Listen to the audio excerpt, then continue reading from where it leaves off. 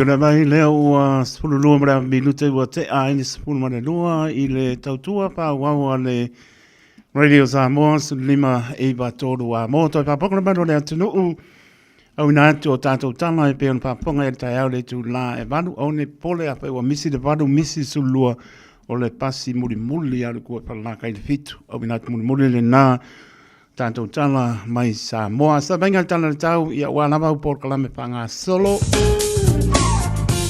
tu malu vele pa mawina e kilani lua su tasi li maununga lo iai malona manu le fiapi e sepulu ma le lua sulu la au awa po nisvaenga au kilani o le vainga mo anta e au le aso wharaile pa uti munga au awa po e lua su tasi po le vele pa mawina mo anta e au ia a o lona manu le fiapi e sepulu ma le wha o winga po nare tau ele mai le aso nai pa uti munga au awa po e lua su lua le vele pa mawina o lo o va ai atu iai au kilani au awa foi pa uti munga i le asto na i su whana maa nu le po ia baba i atu e pa uti munga le mawha ai me sulu lai le maa no se awa foi le asa ia e le vau i ari tatu o tapo inga le asa lua sulu lo le vera pa mawina i le aso sa malona maa nu le fiapi e sepulu ma le wha vai ngana ngantai pale mo i lato ta pena iai a wase a mai moana i oe me lama le tapen pena o ani pepe tupu mai nai tapena iai pale tono le tau le so ngā tai pale le tala noa tuai o a tai au maa naia pa pena fo i le asto nai a sahe o le asong fo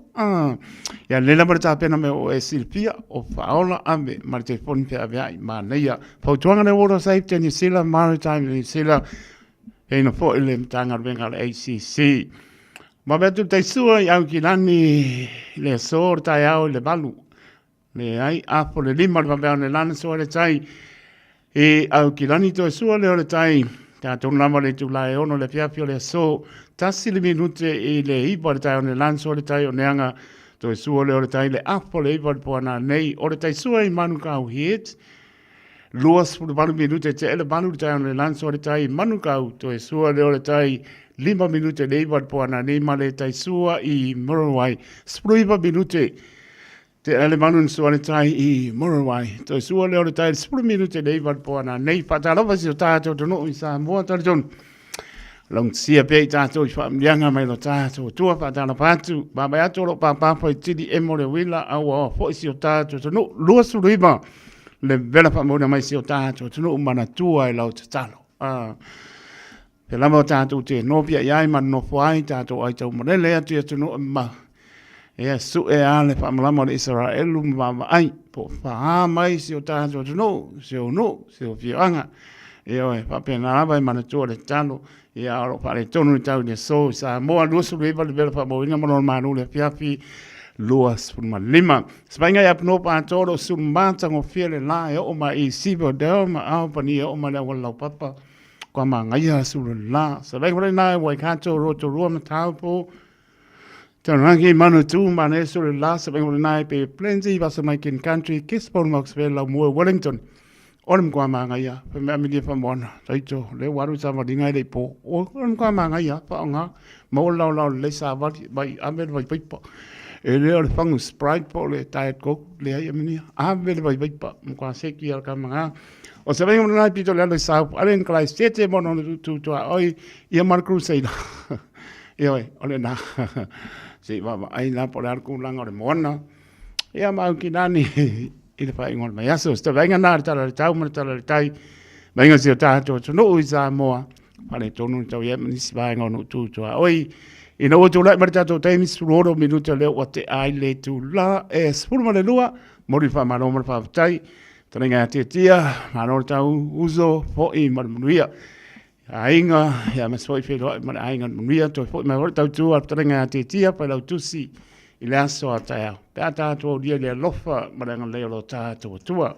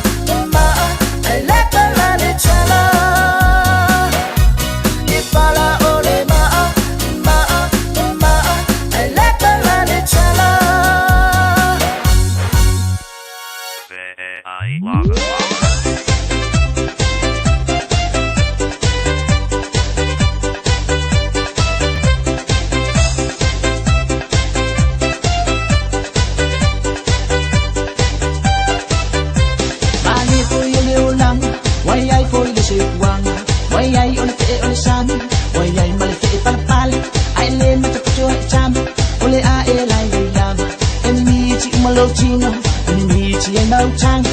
Se fefuna, tiu sasa ile la wesi. Pau ole me fai yahi, ole fue ile la ole knife. Fue me fai ye chau fa ambamba ole fino le fe. Ai awale fai sport, ile la fe ile antele. Chaya ina, fifty ile musica.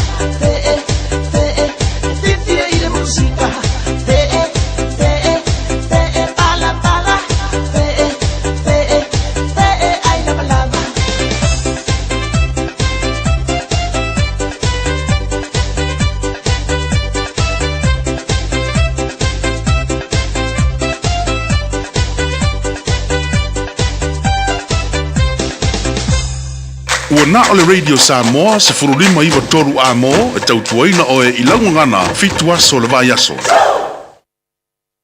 Taraflava o David Tuale nei olo e whaafonga mai pei le Radio Samoa tasi lima iwa toru amo Samoa i amanuia le nei aso.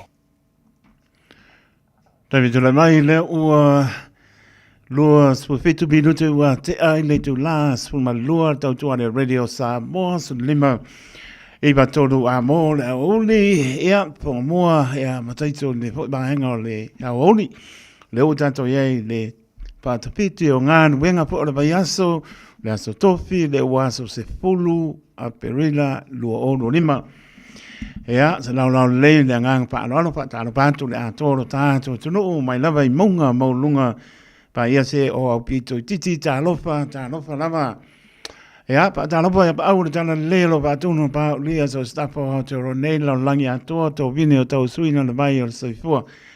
Wani nganga mo i malo ma lo folo pa tala pa tu ta lo pa lava pa tala po e tunu mal malo le tunu.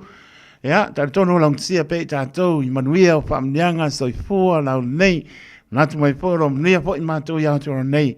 Ja, lang sia pe ta to pa mnyanga sa malo ta to tua. Ia marama si tātou te au onai mo ia malon whingalo patala pātu so se mauta ngase I mauta malawa pātou to lian mano lea tunu tāno whai ia le alofa le li tātou te wha moe iai o lana wha mano longa o ia lamba o le fo mai pa iatu pa iane pa ipo lana wha mano longa ia maura manosi tātou te au ngā mo ia malon whingalo patala le auso turi o lātou whasalanga pe vo tinam tua whapine o turi o lantou whasalanga I so stois. Eoi, Salamo me tau. Pa manatu ara Salamo le wi. Waru wa umala langi e anga kua whale o ainga. Lango nai lo leo Salamo pa me o nata mai ai leo ia. Wa poto ia mto I fo I lona ainga. Pa mai. E leo kere e angi me ai. Moto no te ma. Ia ringi wa samu I wa leise me ai. O le Salamo me tau, ia lofa tu mo tu li vasalanga o lava nei panawiti. Ia fiangai ma onga so ta sport ba yas. Ia mano lo fo ile o to o no le seta ma ba ai le matang o fia le lofa le li. O se ba yas o se ba ta tau sanga lava le nei ta te mana tu na tu ai. Ile lofa o le tu ai ala ia Yesu Keristo. Te ofo pe ngalo le tangata soifua. Le lofa o le li. Vai tāna tau sanga, vai a sāpa ia, o anga atu le li I ona pōponga. Ia o le a sā nei, ia o le a sā laupama, mlang pātupo le li, au lumnai, pamana tuina o lona whaasa tau roina. Ea, tānu mia malamo le ana manu malo mai le tonga mau. Le lopo le nao le atua le ngalo ia tātou. Ia ofo pe angaro. Kele lo aku pe umanguia me umangalo lo. A olo le taimi ua ia ole na. Ke ia ko ingo se puku aku ia taro le ao, taro le po. Anu mane piapi o le mose pi le mu. Ai a o inga le so longa manuia me ole na. Na ona wha manatu lava. Ole tautua le radio Samoa o le tua lalo ma le whaamanatu. Ai lema whai ona mātou whaatonuina le pa ia maulunga o le atunu. Ea, no na waru si a o ala au maani le whaaponga o le atunu. Lau whaaponga mani tautua le radio Samoa. Ea, longo po i ina a le lei, ta lia māneia. Ea, le ei pata pe ia wawre tai, e polu le alkamana namukua. Lau whai ta lia na mai tsoi fua maulai. Ia e pata lofa tu la tolu tātou. Tunu mānor folau. Whaamtai lo tō talia ina o tautua le radio Samoa su lima. Iwa tolu a mo i maota malawa. Tono no sa. Warwhainga nuenga. Whia lama te maputa mai ai. E la ngona le pai mai o tō whaamnianga. Maise o lofa ang. Ia na mātou pati a lem whaaptai le atua. Le a lofa le atunu. Mau alo mātou mārosi. Whaiwa tapo ia, ea, e marimuru, tā tonu ia o mātou loto. Mai whātā waina i o mātou loto. Lewa pēra mako wōra ako, leai. Kau ke wakua i lalo kaku sā bari whakasi. Lewa, ke pia sā bari rai lunga le ea, ai sā bari lalo isi. Lewa, le me kupu. Lewa, ore nā. Ewa, a tātou wōa sā bari whakasi lau ele ele. Esel maanga ia. Pia siri mai fo le ia tātou le loto ngāta stasi, pēalo whane, masaba bali pātasi. Ia aua te manatu ane, mo e maolunga. O le mea mo le tangata, tu lou au tō pa ia mo tō mara. A e soi fua ma e hola ma o wola pa pēa, e sili ifo le isi tangata ia te oi, sole. O le fianga nai lowo langa ato. Ia pēa e maua le anganga lea. E sili ifo le isi tangata ia te oi. Ona e manu maa loa lea i mea uma, ma e maua lo fia. Ai a pāpea e te sili a oi tangata uma. A wakuro e mange puka ange sa renga whai mai. Lo maa no sia e le nei. Pau sia ai. Nan menkup. O e runga le mukia. Ona ora whamauru. E pa tā lofa tu le swapa maa lo. Yesu ke riso. Tā lofa lava. Tautua whaua le radio Samoa su lima. Iwa tolu a mo le babai atu. Ia, mahangai ia. Pane enga ko por klame ia. Pasa longa papi sinisi. La lambas tu langa o iai. Tautua le radio Samoa. Tau mpale o ona ina ia whaeilo pea. Ia mpa manato e fo tu langa e tau ntato Samoa. Ia e le whaatonuina. E le radio Samoa. Pa ia mo lungo tato. Maria tato fo longa. Tato a ngai atu le seta. Maratua. Tātou te le langi wha pese le seta. E seta o na ngaro lea. Mai po lea, sile po lea, lea o ngaro e seta mo oe maa umai tātou. Ana leile maliu, leise pa mangalonga. Ia mana tua le tangata. Whātaroa te oso e a tau mwhai. Lai su e le awa lai adu e le whale. E oe, whapenga voisunga e a pati. Tau mwhai i makapi. Ia al patu mo rua. Susana, mana whala, pe hoi pati, mana aso, mano, lewa mai.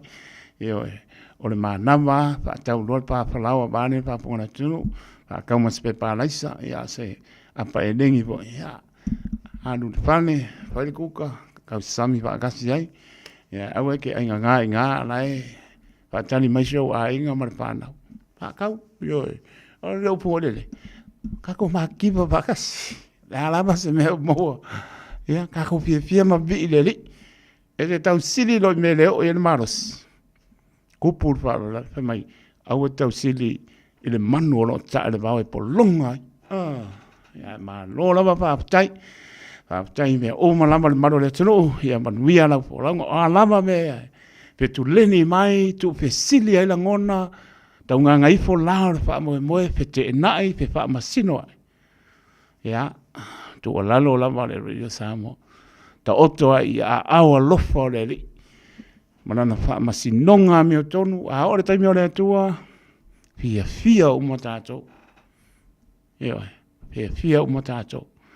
Ia ai, lofa le li, tātou pōlau pa tasi mai ia e manui ai tātou pōlaunga mā pau dea lofo reri hala ia Yesu Keriso le la pa mana tuina pangasolo tātou porklame ia te pa e po le tu lai fa o le fa le ke mawai ka unga le por kai mer sifingi suluanga le fa pa tsima po le fianga le a taua so bea el Harrington to ma put se pa e po stemma le fia io ka ko wo musika e se manga ia se ko vai por ase si por kalama la so en pangasolo ane se pa ia tai mi ne fia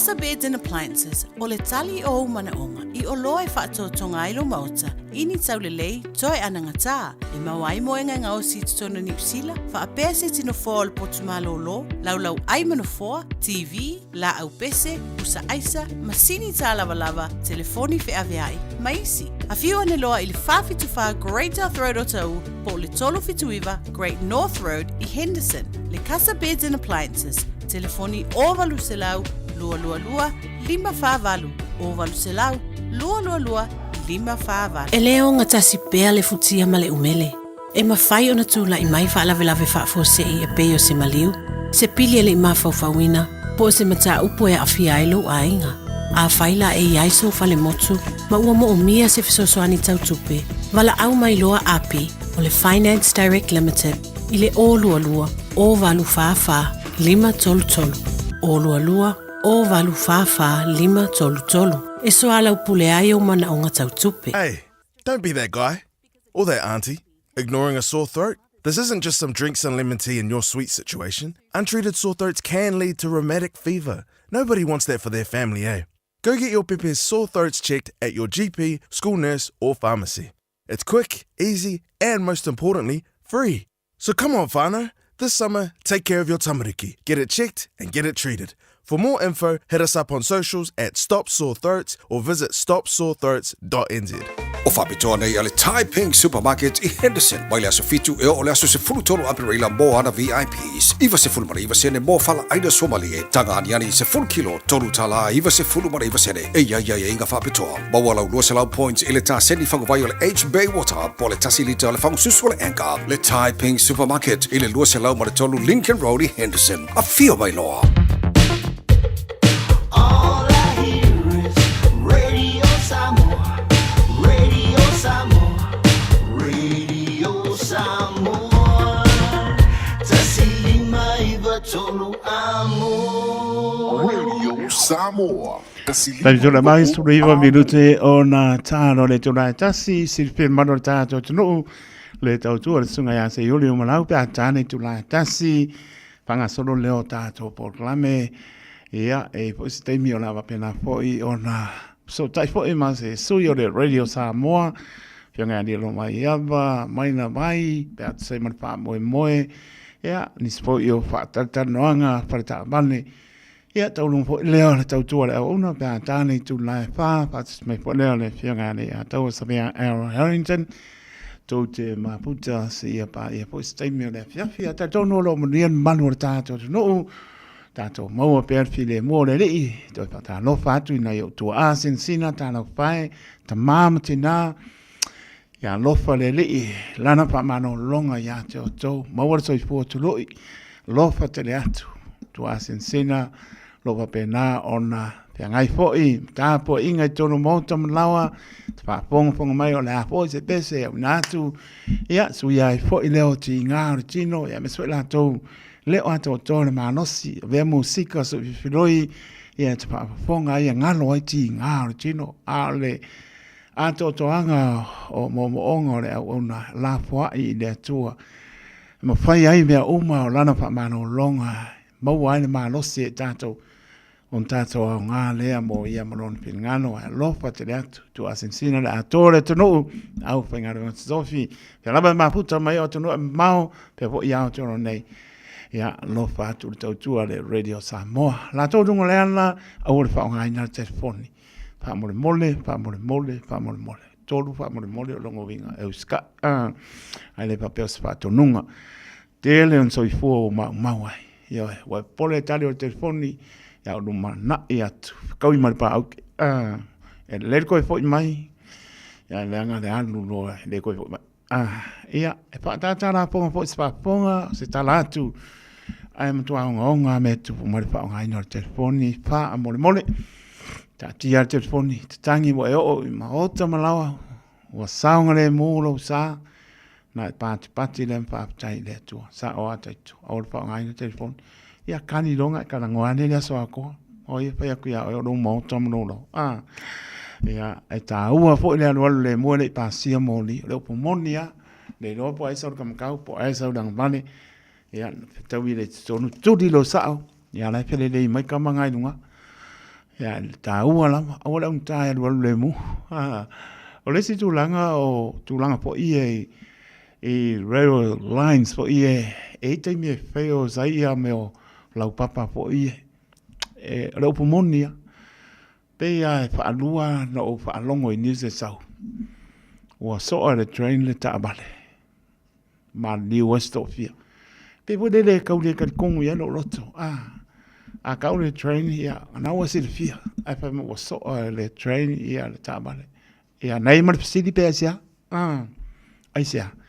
Ia ai o tūlanga wapena o watua, le aruaru le mū, o latu o le ola mōni, la lae, e tostanga ia le ola mōni. Ia, alu ale ako, whapea lae le i ona mai mōni. Ia o ke ia le Masau Motor Train.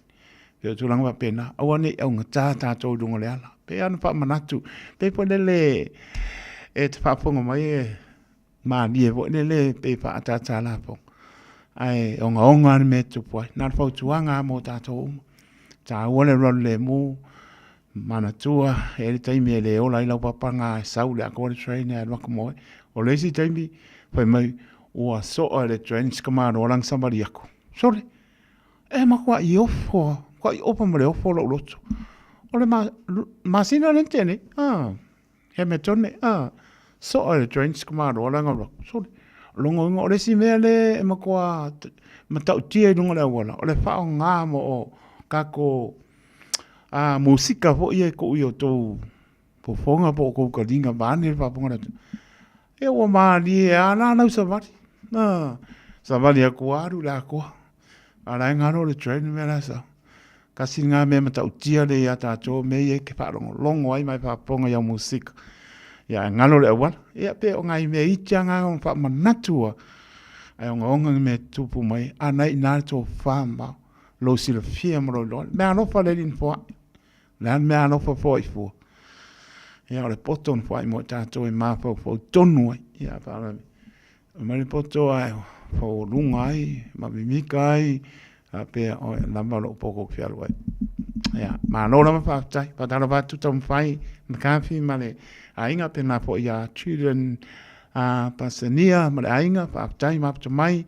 Le ngata lea, Frantoia Maria, le sina tamae, ea lo mafuta mai e sini Australia, pena po ia Bruno Vaivase, ea lo mafuta mai Utah, i Amerika, tina matua ia lauta wa sa pepe turi, whaptai tina, mafuta mai Hendon Avenue i Mount Albert, ea lopa te rea tina, whaptai mo whamdianga lo whātu la lau, tupu muri au ya ma no whaptai ma futa mai marepone tupu muri au muri ainga whaptai a mosa ya ma no na mareva mai marepone Australia ma no whaptai ma no tātou tino patalo pan ma no le tino upea lava ke rope o ma puta mai ai malanga mai ya lewa tonu mai lau whanua o te ronei ya mesi o tātou tino o i Samoa ya patalo patu le nganga whaanoalo lo la tō tai, la tō le ea, la tō le ala. Pi ea le tā tō wheilo ai le matango whio le li. La vos taimi toi ta liwai, le alofa le li, ina mafutai, o le alofa vo le li. Tā tō e te ai. Ia, ma no lama pātai. Manuia leo pēa i tōno ne tino. Tā tini whenanga e kane sia, ia maise o la tō preparation, po le mo le eseta. Ia, whamnia le li, e ka le sia fia, le upengalonga pa ia ne tua, pa iau ngā sā, e la tau fo i sau ninga, ia, tu pata se fo i pūlenga, e le taime o le Good Friday, ia, le Easter Monday, ia ma le sāru toi tu, ia, whapena, lo i eni por kalame o lo wha ngā solo, e le pūlenga i le tu, ma le tu, ia whapena po i sia mato pūlenga i au kira nei, lalo taita inga sunga toi ina, maputanga pale o ngama fatua ala ia e me sole kanisia e pa ka asai wiri male ator tato pulenga manuia ria fo fuanga ma hao onga e o sunga ni awao ya dio pati ya pango ya ko le o haku wanga lue le afiafia manuia tato a onga le fiafi ya male patu nga ino fa moe le ua sutasi bilute o natane o le tulae tasi tāna tasi ia ona whaponga le tautua le sunga ia se iuli malau ia ona whangasolo po leo tātou program se pa ia le tu lai pa musika ala koho e seku ia e pia siva ia e pia kamo ia olena DR Production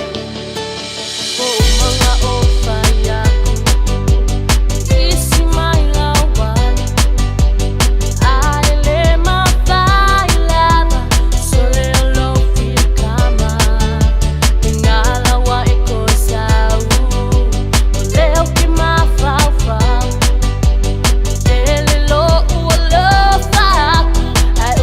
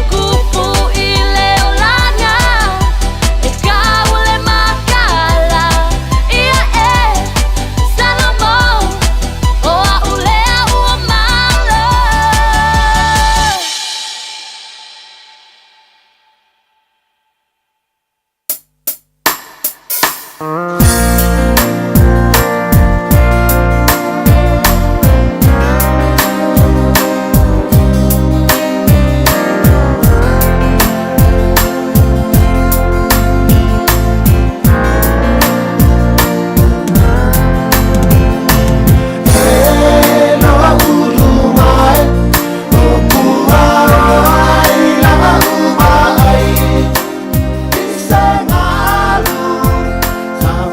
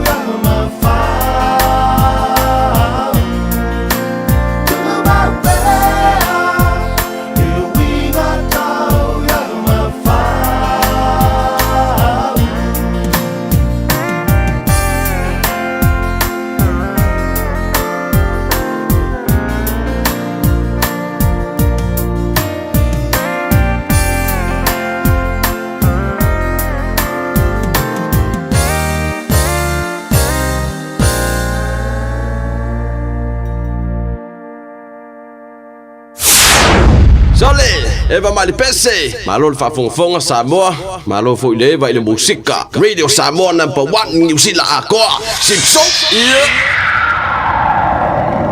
Tani tōna mai o leo a toi tasi le minute o na tāne o le tūlai. Tasi, o mina toi leo tātou tala, pe o na tautua i po le sunga se uli umalau, ea, ma moe lava, ea, tātou tu maputa se e pa, e po i se taimi o le fiafia, ta tonu, o lo manu via lava, le mamano o tātou, tunu, tātou a ngai atu po i le seta, maona sauninga, ia ma tape nanga e masani aile seta ia wa no pansa tu ia ma ia ayo finangano tato mana tu natu fide mo ine lofa le ia la Yesu Kristo ese le taua o le nei vai ta o le tausanga o tato savalia o le leni a nga ia tu de li iona poponga mana tua tato manatu le malanga fa tupu e ese tupu le nei lano langi e malanga fa tupu a lumana i lona mariu na le tupu le po na le isangsa ai na o ai lunga sa taulo le alofa le tu ya tatou na male tu la tasi semai la fa ponga sa mo tatou tana e pe masani ai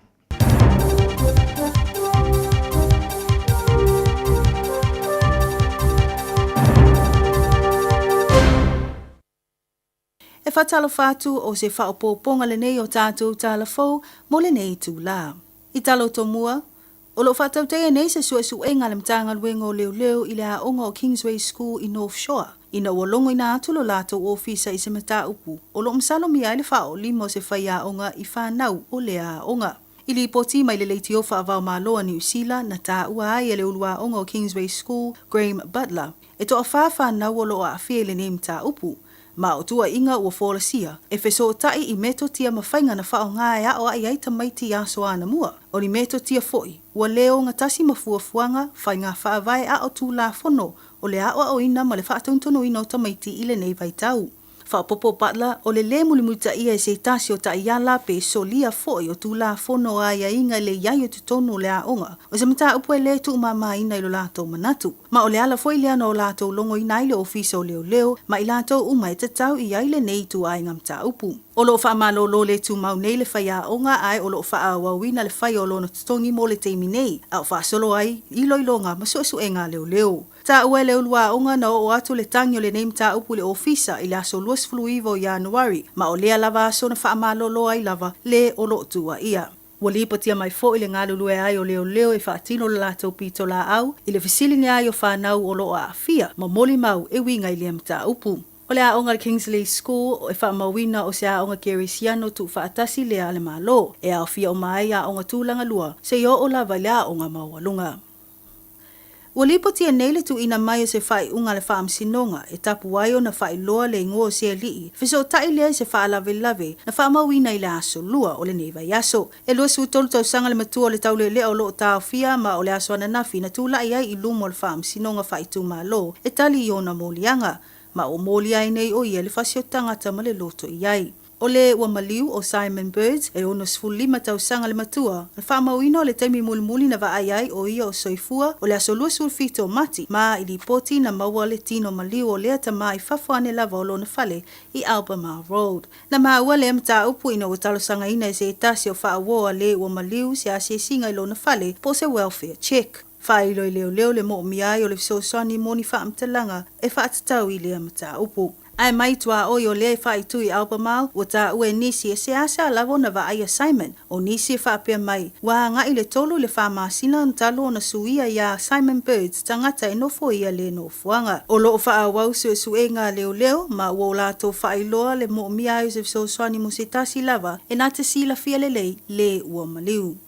Inisio tala, whaamawina le anga i ai o se suenga le ofisa o iloilonga o onga po le Education Review Office, whaasino tonu lea i le mauolunga le numero whanawa onga e le o awai ia o onga. O le lona luai nei o suenga o whaatautai e te tonu le tolu sanga ale nei ofisa. Ma ili whelo inga le ofisa ma le komiti whaalpalamene mo o onga matangata whainga luenga na fola si ai e le whaatono iloilonga Nick Paul. Le anga i tonu o lato suenga le lata le whaasela wafe o au nanga ma onga onga amata whaapea onga umo le atunu i le tausanga lua o lua tolu lua o lua wha. I nei suenga na mole mawina i le tele o vaenga o pito i mata i nei te tono a onga peitai na iai lava nisi o vaenga o lato manatu i te tau ona whaalelea. Ta ua e Paul o le whaafitau li tele o lo mai tauina o le mawalalo leo le numero whanau e leo awa i atu ia onga. Lele leo a mio e whaalia whanau i tono potua onga. Ma le pa u mawalalo po kalame fisosani mo whanau e ia fianga tu mawar soifua. Ta ua e le sui ofisa sili o le ERO o neisio e su enga o lo tilo foi ma li lifa i le au te lenga o whamaumaunga whaatutusa lea ma le report o le tausanga lua o lua lua. Ta ua le tasio o lu i tau o lo o momo o ina i a vaaya se suinga o winga ma mio matua ma i lato lava vaai o le tasi leo vaenga o pito i te le sao i le awa i ato whanau i a o onga. Whaalia le ofisa o whaalua ina le maualunga o le numero o whanau a onga o lo a fia i le neim ta upu. E peo na whaamauina le o atu le valu suru wafe mai le fast fulu wafe i te tono le whaali li matau sanga taluai. Ua whaelo le sui ofisa sili o le ofisa o iloilonga o nisio a onga ua matua i mo o mia lava le whai o pōkalami whaalelea ma ilona iloa e le mawhai o no lātou whaia e au noa ma se fesoso ani.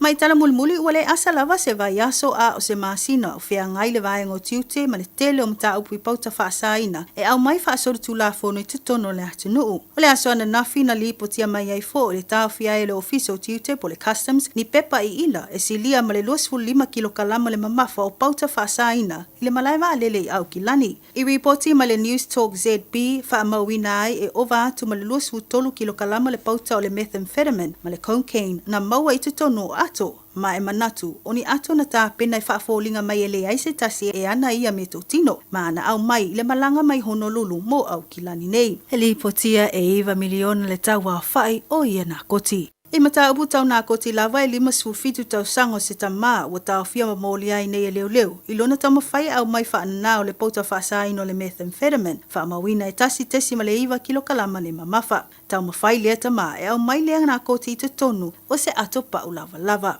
O loo whaasolo nei sue e ngā leo i nei mata upu. O se whapoponga le nao tātou talafou, tau whaasifua. Hey, hey!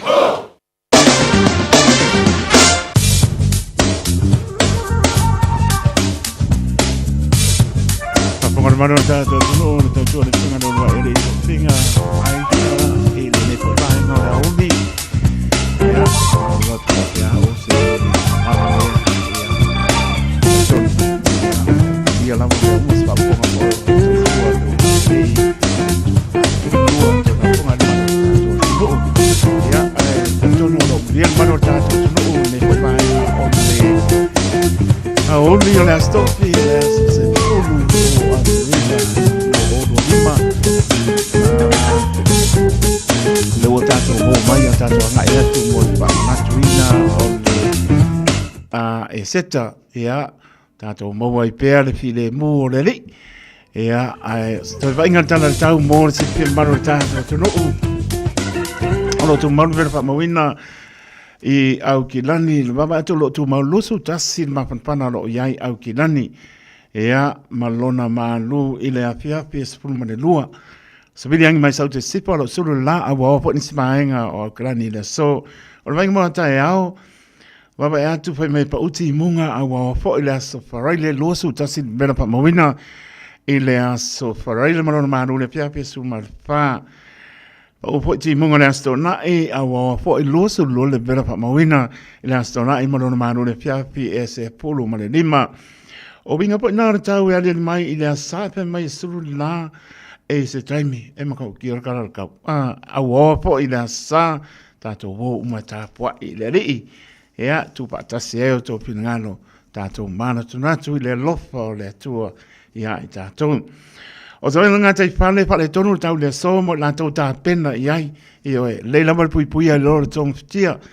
Mana i tau le aso a tai aura sa wharai le aso na i aso sā song fua, i oe. O na kua maa ngai a, ai au ni se tia na manu o na tai au. Ea, ne a ni pe tupu mai, ea na tā pena i ai. Ame lofa aula, te foni pe avea.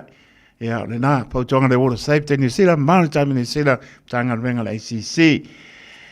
Te whate alopo si o tātou tunu i Samoa, lo tu maru bila pa mawina mai Samoa, lusu le iwa le Me vela lo iai sa mo mo manu le fia lu su lima alo pa uti munga lo awa pa so la to mana tua sa mo la chalo nisi vai ngonu tu oi pe up no pa to ia laua a matana pa uti munga lo fa manu pe po le o le ngalu e fa fu ane fati e o mai e si va te ia la usu le la o mai lunga le Harbour Bridge o se venga na wai kanto roto roma tau po tanaki ma na ia suru la o lo awa foi se venga por nai pe plenty pa se mai kin country ke sport max pe la mo Wellington ia o lo pa pe na ma na ia suru la o lo awa foi ia se pa ia lava pitolalo South Island Gleistete mo no tu ai ia o ma na ia le manu le o ia ele ia o mai le manu ia la lava fe me manu o sto nga na tala tau ia wa po si fia mau por kala me fa nga solo ina ua tulai mo tanto taimi le waiva minute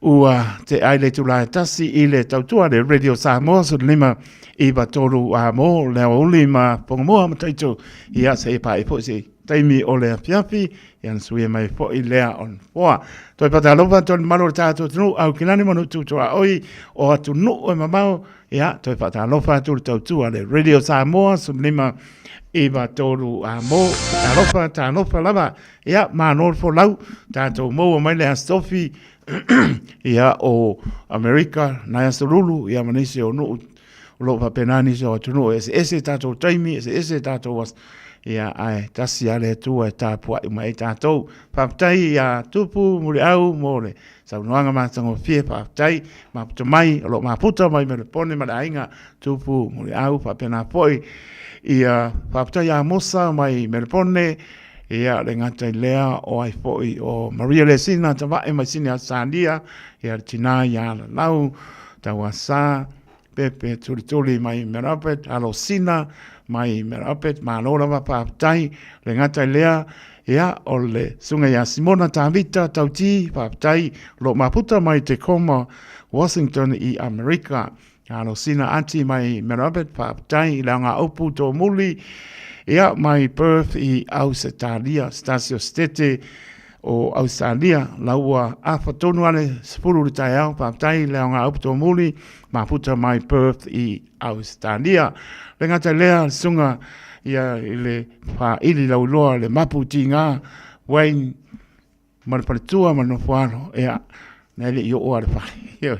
Lui po asi se mangu uso, Wayne se au male, Paletua manu whalo, o whatu i nei mātua, ia le lua, haupu, ia lo whatu mō tau. Aaron Silla, ia le lopo o whio iai a rona, whio iai mose a le ukau umai ia Aaron Silla, lai pa mai a le piki ia meipo ma le no whano, ia mānora papa tai, o le usta, o le whengainga.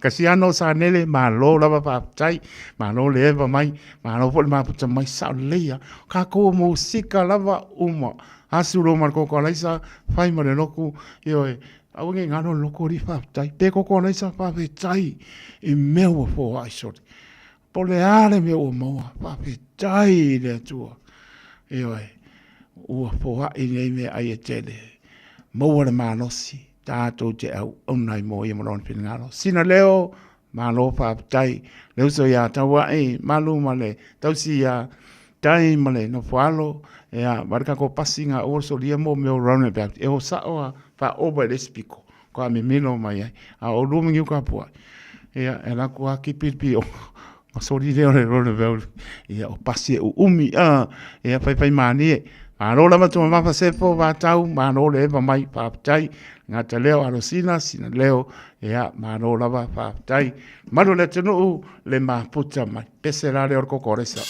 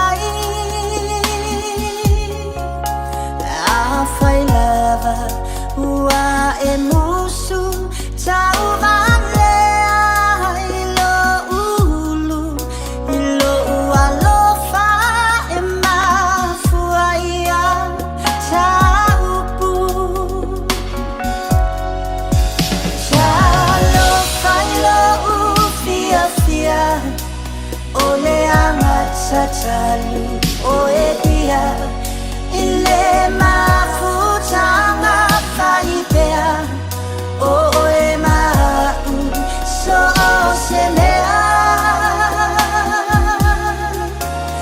a fai lava ua e sola tia i te penio se polonga ai ui ilea o e lava ma so alofa ai ui ilea o e lava ma so alofa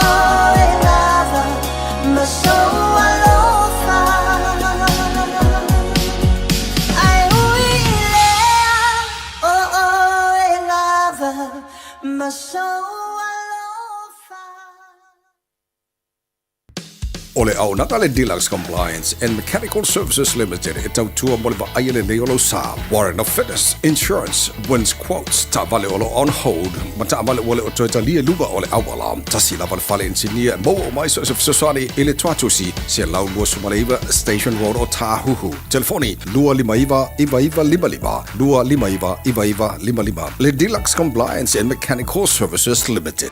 O whapitoa nei ale Tai Ping Supermarket I Henderson. Mai le aso fitu e o le aso se fulutolo apereila mo ana VIPs. Iwa se fulumare iwa sene mo fala aida somalie. Tanga aniani se full kilo tolu tala iwa se fulumare iwa sene. Ia inga whapitoa. Mawalau lua se lau points ile ta seni whangawai o le H Bay Water. Po le tasi lita le whangu susu le anka. Le Tai Ping Supermarket ile lua se lau ma le tolu Lincoln Road I Henderson. A fio mai loa. Hello ladies! O whiwha whunga lo wau pe toi whamomosi o fōlinga. O le Beauty Trends Hair Salon lava le tali. Mato te o foina au nanga nei. Keratin, nanoplastia, botox, hair spa, oti pe vali lo ulu. Roots, ma highlights ini tau lelei. Vala au mai loa kas o le Beauty Trends Hair Salon ile olo lua o fa lima faiva valu ono iva. Olo lua o fa lima faiva valu ono iva. Tatala ile fitu aso o le vaiaso. Aloha. We're the Katinas, and you're listening to Radio Samoa on 1593 AM.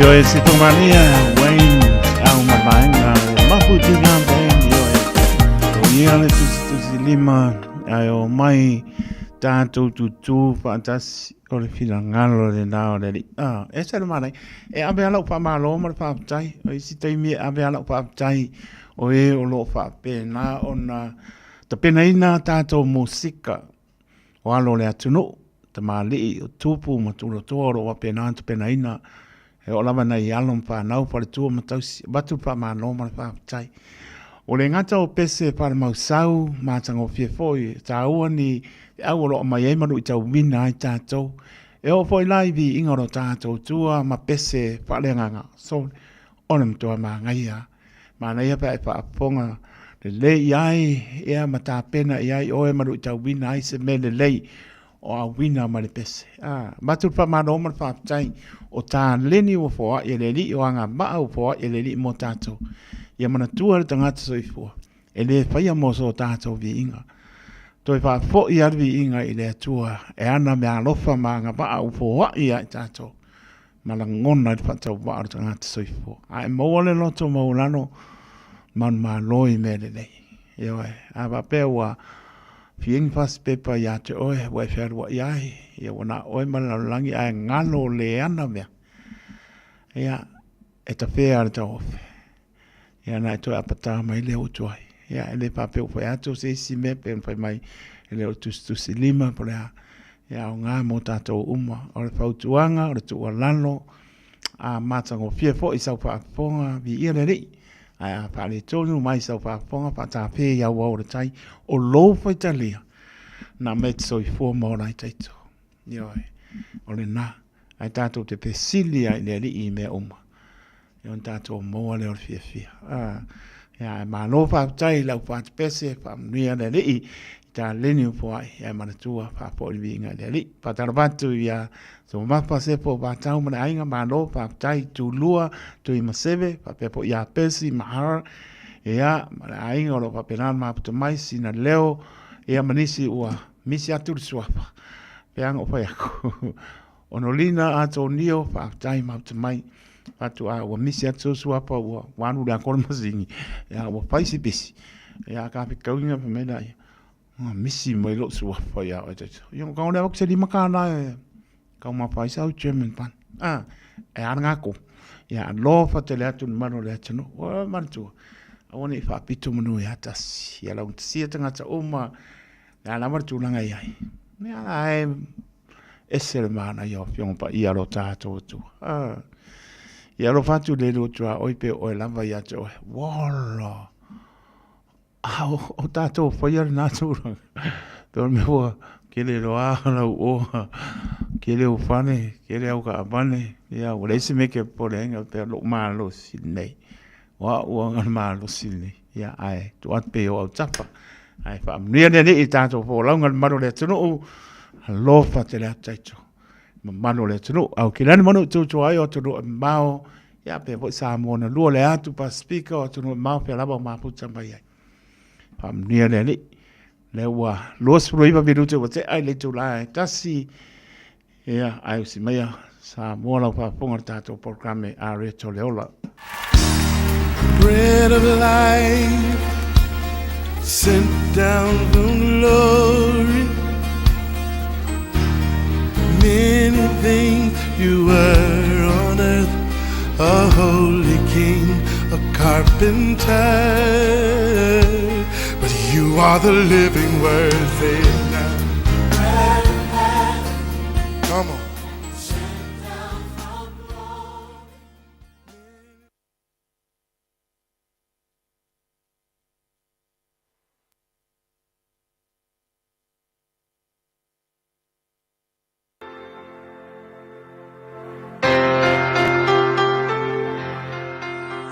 au te fia foi fa loa il kato tunu ia te o mo fai ona sota i ma fa fonga mai moa tatu por kalame la retoleola ia ele nei fo yaso le lo fo le tua mai tu se mata yo no fa upe tols full tolu se tasio o sauno anga longa Yesu fa pea a ia auto mo isa ili le malo le tua malana miutonu ona fa popo atu lea o ia mea ia te outou.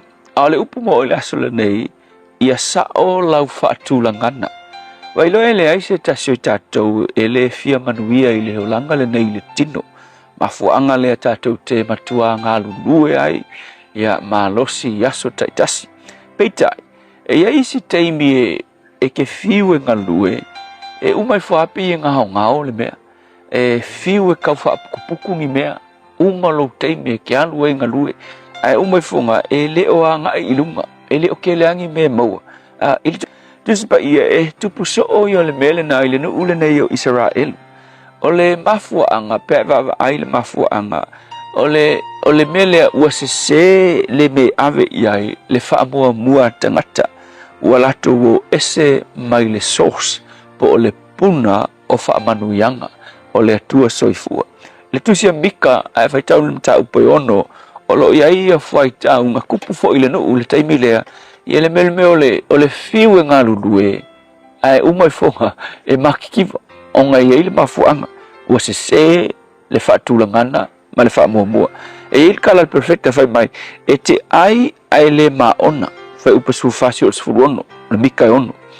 E ke fiu e ai ke le maonga, e ke fiu e whaaputu e le kelengi mea, pe ai ngi mea mea i ki whaapukua. E te lulu saito, ai te le sele ina saito.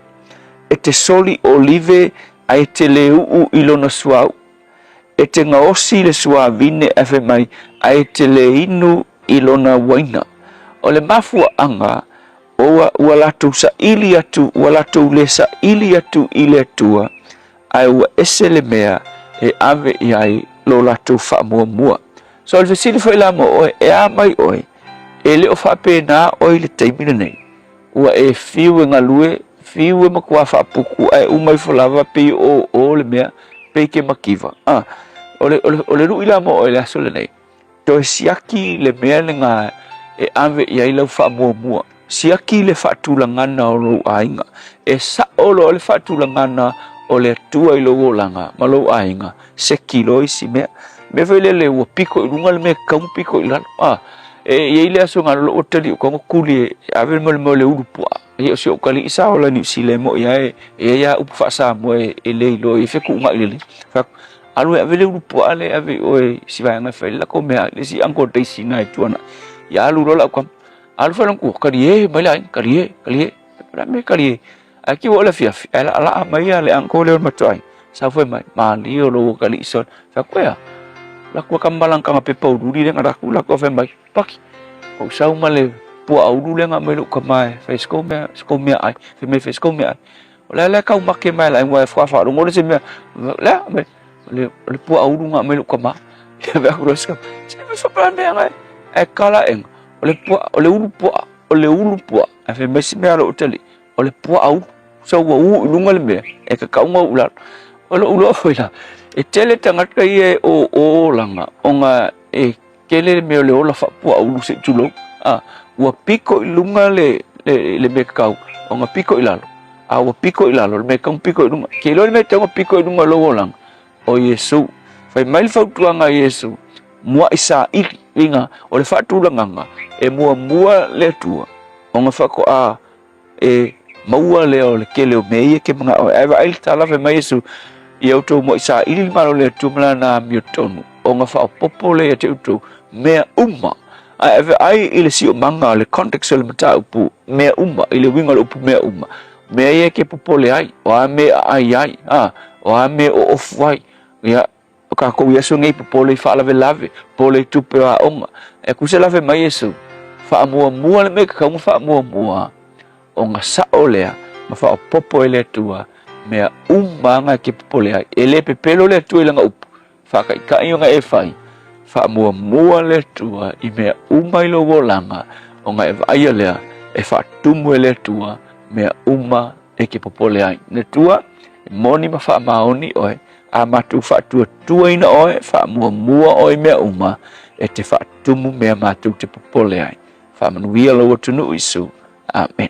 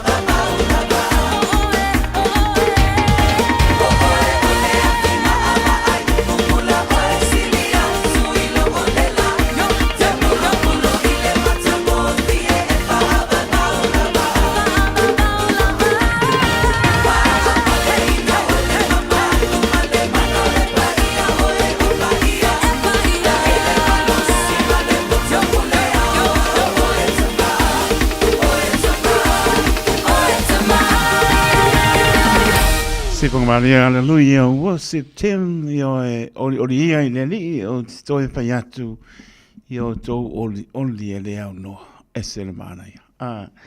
Lewa, whamai atu enta tō por kame areto, le ola, pe on te penaina e pasta, la whaare kopa, spauponga po nei por klame, i le aso atai au, e mori pa maroma, pa tai pasta, la whaere, maro ta pena, ia, lea o mato, mautino man mlama, ia e leo le pua au, o le ulu o le pua. Ia whamano, whamtai, e patata la ponga e sel mana, ia e le papela e, ia mole pa amano lama i nai tamaiti, le tūlanga ai le pape, e alu e momoli se mea tau mapa po le next door, po ai lava, po le paipi au po le, ia, whamano lama le i anum whanau, mana ia le maina, whamano lama le i nai whanau, po le ane mea lai tau au e ave tani e sua. Ia ale paifi au po nisi po yo ai ngai ave ia. Ia anu moron manu lama. Ia la lai a mai sao ale paifi au la tau tūranga si ona tali. Ia wanganong pai e hulu. Ia ole na. Ia ai mano whaaptai. Pāstana whaele mo te pena ina tātou po klame. Whaamnia po le li. Ngā wenga le tō ngā nue e moni a nganga mo i morona mano.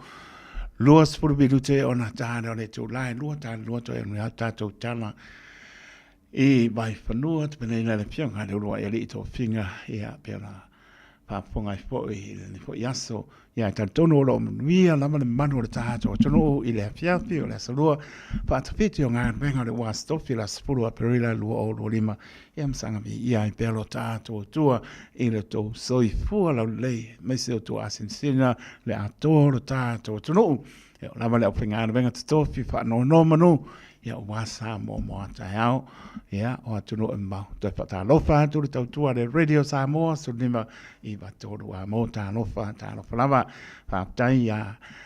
Le maputa mai a Ioane tau le whai, ma le ainga whaaptai tēne lava, ma tango fia fo i le alofa le li. Lea and Mikaele Schuster, ma le ainga, ia alo mai mo mai tano mau, pe fo i alo sina ati mai Meraopet, le ngata lea o nati bo a, po boa, ia ma alo lava, ma puta mai, ia manisi ke ua misi sina leo, sontu ati nai alo salia, mai Island Bay i Wellington, ia pe fo i a tu fua tu mseve, mai la tolo ma puta mai lunga le apia fo linga ma lunga le YouTube channel, alofa atu. Tasilima i watolu amo Radio Samoa.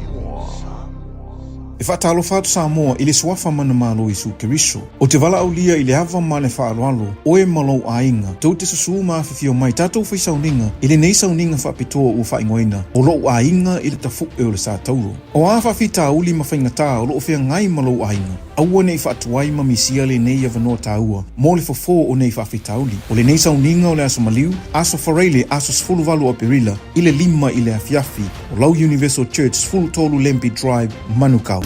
Talofa Samoa, o Atish Narayan, o le Licensed Immigration Advisor mo le Auckland South Immigration Consultants. E visosoani mo so se tu ai ngā visa e malanga mai e New Zealand po Australia. Telefoni mai nei loa i le o valu o tasi o no valu wha fitulua. Po le olua tasi o no valu fitulua tolu o. Radio Samoa, tasi mai vatolu. Radio Samoa. Tasi limai tu. Amo.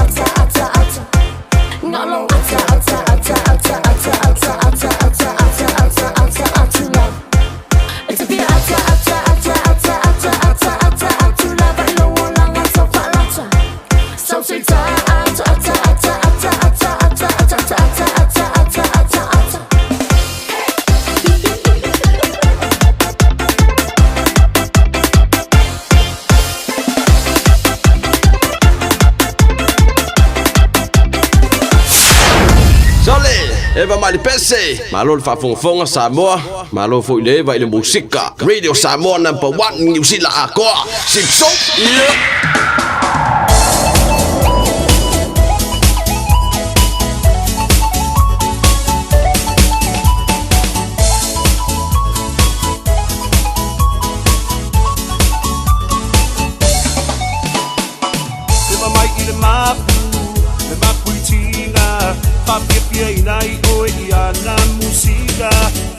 mali e musipa ileva Pace ailo vai vai mai ang maluena Vai ayaw pika Nei sowita Esa wia wa upia wa ayatua wa siva Eva mai la ia Le alfa i mai otara When you see your malae Chick Helena wa okay Eva mai la ia Pule lava o i lau pika Avea lava o le musika E mapu ayaw tina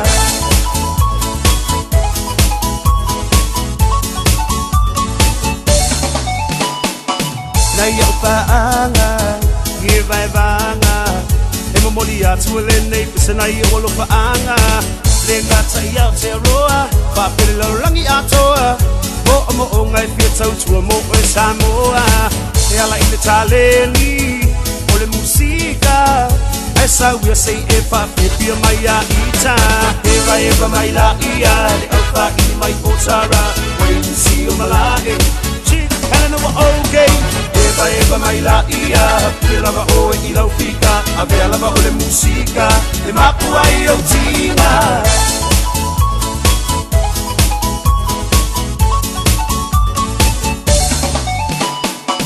E mamai I le mapu I tina Papipia I nai o I ana musika Musika mali e Musika I leva Pate ai lo vai vai mai au aluena Vai ayaw pika Nei sowita Esa wia wa upia wa ayatua wa siva Eva mai la ia Le alfa I mai otara When you see your malae Chick Helena wa okay Eva mai la ia Pule lava o I lau pika Avea lava o le musika E mapu ai au tina Se vai mai o le nei party E pa o le nei party Ai ase foi o le musika E pisa le na party Paski mai lo I le mapu Oka e ua afu So mai lo ma le mix low So a singa o lo wafu Se vai mai o le nei party E pa o le nei party Ai ase foi o le musika E pisa le na party Paski mai lo I le mapu Oka e ua afu So mai lo ma le mix low So a singa o lo wafu Eva mai la ia Le alfa I mai otara When you see your malae Chick Helena wa okay Eva mai la ia Pule lava o I lau pika Avea lava o le musika E mapu ai o tina Eva mai la ia Le alfa I mai otara When you see your malae Chick Helena wa okay Eva mai la ia Pule lava o I lau pika Avea lava o le musika E mapu ai o tina Si pangwa leo wain matvainga le mapu tinga band I o eva mai E wanga I otara Pantalo pai le tama tua ya le au pepe pili ane pa tua ya sama sino mal no poalo yo tara no lava pa tai ma no so formulia sina leo ya mal ainga mai Wellington mai la to umala mo ma mai lungo le apia folinga ya malungo le YouTube channel le wa to e 10 minuto ona tana le July lua tanto tala vai panua onisio pasi silanga le wata no mai yo kanga wako ke o misi o po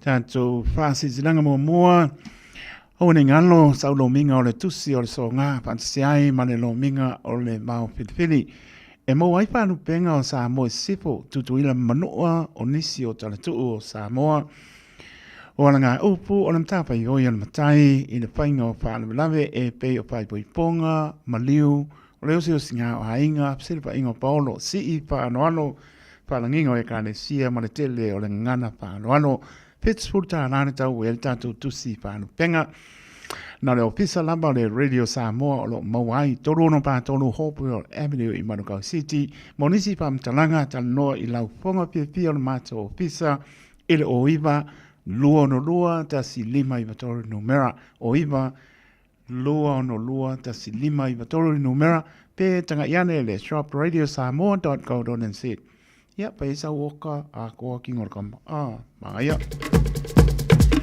le stato pasi sinanga o bao tupua pana anupo alum tampa nau bao tupua pana anupo o le watoe langa e le pausia o se manumorfo o le kanesia pa potonga ke Luciano Samoa e pa kasa I bao tupua I whale alupo ona ua te lele a fianga o le manu o lo iai nei. Ona o le puipuinga o le saunga le mu. E pa sisira tuai I le ava ma le whanoano I le pa ia ma le manu ano mtam whanau bao tupua I whale alupo o le ato e whaia le tātou whono I le aso lusu lima o a perila lua o lua lima sulua le auli I o le aso mano lo tonu ale na o le Anzac Day o le a whaia le no whanga masani lua sepulu West Hall Street I West Coast I Gleneden. E le patunuina e le matupia le manaia I so fina ngano whai nuu le lei o le a susu e ai lo wha malama I ama e tepa tau lai I whale a lupo ai te lei to ai tau nuu mai I New Zealand. O le upu e masani ai le atunu e le lerito ese o nuu po poto tala au mai. Ea ma mai lau la fonga I le aso wa atapaina I le alofa o le atua.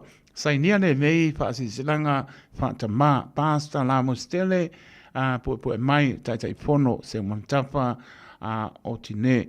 Monisi pamtalanga e fia marmalama wha mole ia e lele tala noa I le whailautusi a lila whai tuto o le orua tasi orua ono iwa lua ono rua ono o le orua tasi orua ono iwa lua ono rua ono male nganga whaano ano.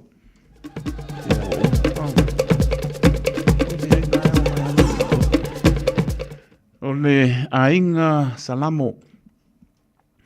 E ia I ba tapu o pa ia sausau ngata Samoa mai le tai samsama o le tui manua. Se ia pa ia le ruaroto ali. Ma tau te whaatulo watu whaapito au ngawha le nei whaasitiranga I ainga o le au salamo. O loa lalampa pa au I au kila nei. Whaamanatu atu le tātou lotu whaatai whaare tau sanga. O le awhaia I le asto nai. Spruiba o perila lua o lima I le mauto Samoa I mangele. Taimi a mata mō silfia sutasi maai. Ia na ua silfia le wingo le upuri arwa kwai. Whemara sutasi maai. Ia e le su kasi le po. Su kasi le kai au. Ai maai. O se amanota ua le nei tātou te toi wheilo ai mō stau langa whaatasi ai. Ai maise le malanga mai, le maafutanga mai Wellington e whaafutai. Sainia laulau a fono. Au salamo au kilani monisi pa mtalanga tala noa mai le orua tasi lima fa toru ono lima orua tasi lima fa toru ono lima ea malenganga fa loano wanau community lunch su mai la sanei su toru a perila ele kapanka ale East Herald Reserve I Evandale ele tasi le oli anga ele fa ele afiafi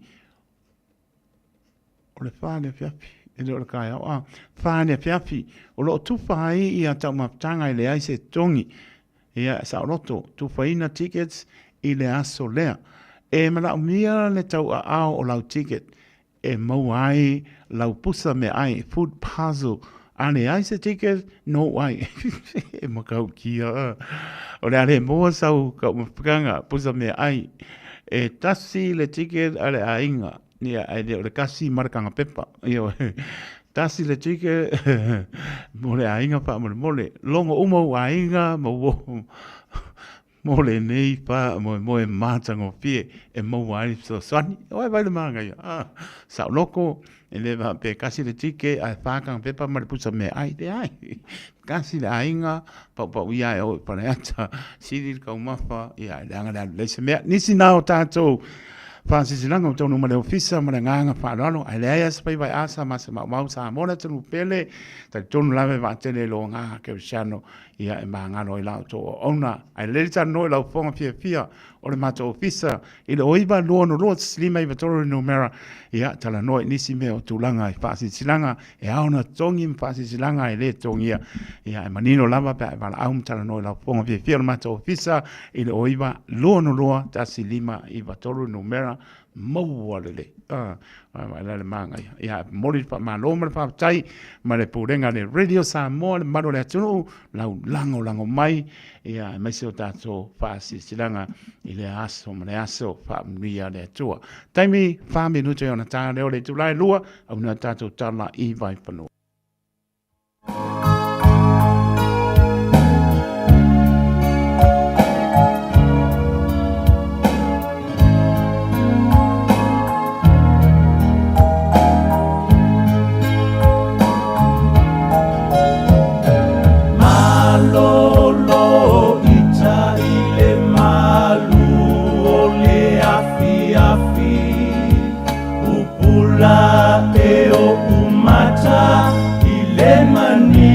mai o le langi maniti nai o utino pei a o maalili mana tua loa la upele uosili o ila upele ea ai sea walai ona e faapea alofa se i tau tala mai o au e alepo ngai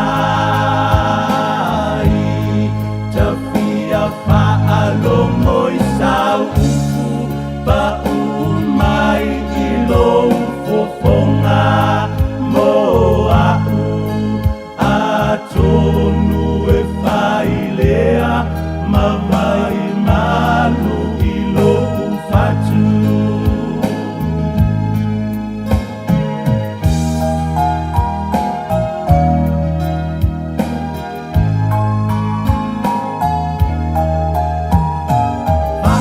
Solo solo nei o nai o uma fau faunga to e te paile amatanga o lata o masaninga i lo una atu male loto ua fia fia i o winga faa aulosa e faalia o ila upele ea ai sea walai ona e faapea alofa se i tau tala mai o au e alepo ngai tapia faalongo i sau upu pa umai i lou poponga mo au a tonu e whailea mamai malu i lou fatu.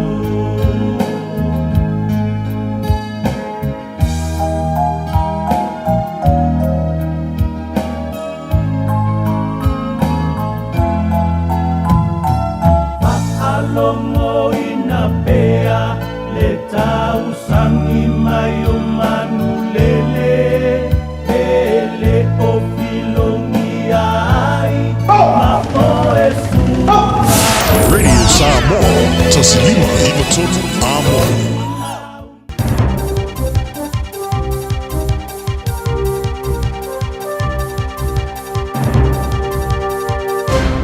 E whatalo whātu o se whaopoponga le nei o tātou tāla fau mo le nei tū la.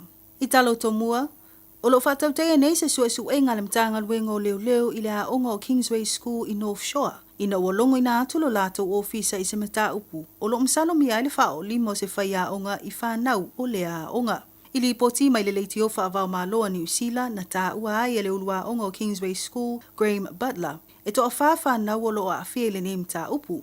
Ma o tua inga ua wholasia, e wheso tai i meto tia mawhainga na whao ngāia o ai aita maiti a soana mua. O ni meto tia foi, ua leo ngatasi mafuafuanga, whai ngā whaavai a o tū la whono, o le a o ina ma le whaatauntono ina o tamaiti i le nei vai tau.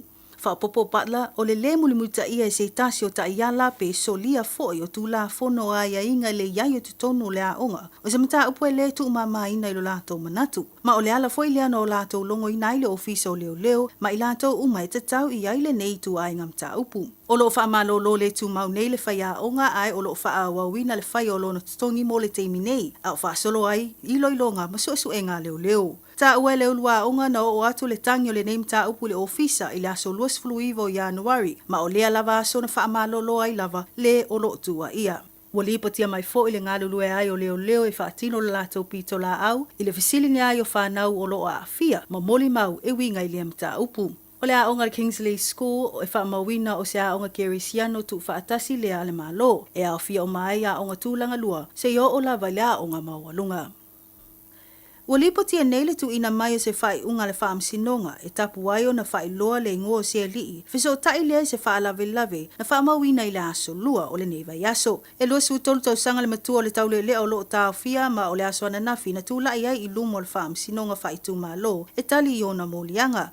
Ma o moli ai nei o ia le whasio tangata ma le loto i ai. O le ua maliu o Simon Birds e ono sfulima tau sanga le matua. Na whaamawina o le taimi mulimuli na vaai ai o ia o soifua o le aso lua sulfito o mati ma i li poti na maua le tino maliu o lea tama i whawhane lava o lona fale i Albemarle Road. Na maua le mta upu ina o talo sanga ina e se etasi o whaawoa le ua maliu se ase singa i lona fale po se welfare check. Whailo i leo le mo miai o le fisosani moni whaamtalanga e whaatatau i lea mta upu. Ai mai tua o yo le whai tui Albemarle, o ta ue nisi e se asa lavo na wa aia Simon, o nisi e whaapea mai. Wa nga i le tolu le whamasina ntalo na suia ia Simon Birds tangata e nofo ia le nofuanga. O lo o wha wau su e ngā leo, ma ua o lato whailoa le mo mia o se fisoswani mo se tasi lava, e nā te sila fia le ua maliu.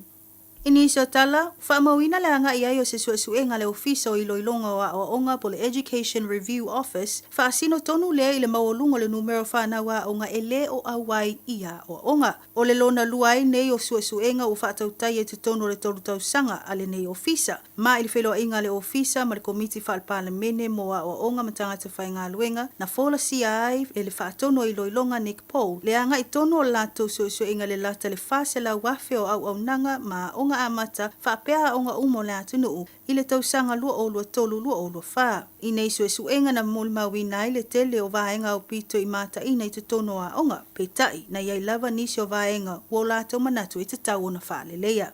Ta ua e Paul o le whaafitau li tele o lo mai tauina o le mawalalo leo le numero whanau e leo awa i atu ia onga. Le o a mio e whaalia whanau i tono potua onga. Ma le pa uma o lalo po kalame fisosani mo whanau e ia whianga tu mawar soifua. Ta ua e le sui o ofisa silo le ERO o neso e suenga o lo tilo foi ma le lifa i le au te lenga o whaamaunga whaatutusa lea ma le report o le tausanga lua o lua. Ta ua le tasio o lu itau o lo o momo o ina ia vaaya se suinga o winga ma mio matua ma i lato lava vaai o le tasi leo vaenga o pito i te le sao i le awa ia to whanau ia o onga. Whaalia le ofisa o whaalua ina le mawalunga le numero o whanau a onga o lo a fia le neim ta upu. E peo na whaamawina le o atu le valu suru wafe mai le fast fulu wafe i te tono le whaali li matau sanga taluai. Ua whaelo le sui ofisa sili o le ofisa o iloilonga o nisio a onga ua matua i mo o mia lava le whai o pokalami whaaleleia. Ma ilona iloa e le mawhai o no lātou whaia e au noa ma se fesoso ani. Mai tala mulimuli ua le asa lava se vai aso a o se masina o whea ngai le vaenga o tiute ma le tele o mta upu i pauta whaasaina e au mai whaasoro tu la fono i te tono le atunuu. O le aso ana nafi na li potia mai ai fo o le tau whia e le ofisa o tiute po le customs ni pepa i ila e silia ma le 25 kilo kalama le mamafa o pauta whaasaina i le malaiva alele i au kilani. I reporti ma le News Talk ZB whaamawina ai e ova atu ma le 23 kilo kalama le pauta o le methamphetamine ma le cocaine na maua i te tono ato ma e manatu o ni ato na tā pena i whaafolinga mai ele ai se tasi e ana ia me tō tino ma ana au mai le malanga mai Honolulu mo au kilani nei. He li potia e iwa miliona le taua whai o ia nā koti. E mata upu tau nā koti lava e 5 tau sango se tamā o tau whia mamoli ai nei e leo. I lona tau mawhai au mai whaanana o le pauta whaasaino le methamphetamine. Whaamawina e tasi tesi ma le iwa kilo kalama le mamafa. Tau mawhai lea tamā e au mai lea nā koti i te tonu o se ato pau lava. O loo whaasolo nei sue ngā leo i nei mata upu. O se whapoponga le nao tātou talafou. Ua na o le Radio Samoa se furulima iwa toru a mo e tautuaina o e ilaungangana fitua so le vai aso. E fia le mona ringto se whailo antula na whaabitoa mo le masina atoa o Aperila. E lusfun pasene ua pa uma walalo ai le tongi pe asili atu ma le tolu aso i te whaonga i nai so se tu ai ngā taavale. E mawhaiona piki le taavale mai le malaiva lele i whaleolo po whangali. Whaapelo tātou ofisa au tui ala fua. Pema moli atu i le whalitali malo o loo e whaamautu ai. Ai ngā whaabitoa. O loo ia tātou insurance cover e te fili mai ai. Ina dei tupu se whaalawelawe ai o loo iai le whaamama avenga. E iai le tātou account i New Zealand. Be la fosao le Moana Rentals e whaonga i le Pacific Easy pe whaonga foi low credit card. Monisi whamtalanga walau le Pacific Easy i le ovalu se lau o tasi ono le Facebook al Moana Rentals po le moanarentals.com. Moana Rentals o laupaanga e taitoloina oe i au malanga siasi i Samoa. Wa ye nele la lao le Bluebird Lumber and Hardware i Mangile, a wa wha taumolo ainga i Samoa. E mawhaiona whai umai oka o loa whauwhale, pusa aisa o ngā umu TV moenga, se tino forma le telo o loa ese. O whatau umai mawhaiona tatongi le tātou ofisa i Mangile, ai piki i whale o loa o le Bluebird i a pia vai tele po sa le longa. Walau loa le olua tasi 5 tolu whawha, olua tasi 5 tolu whawha, pe i meli le info@tlmarketing.co.nz. Monisi Whamtalanga. 24 hours a day, 7 days a week. Radio Samoa streaming live on www.radiosamoa.co.nz.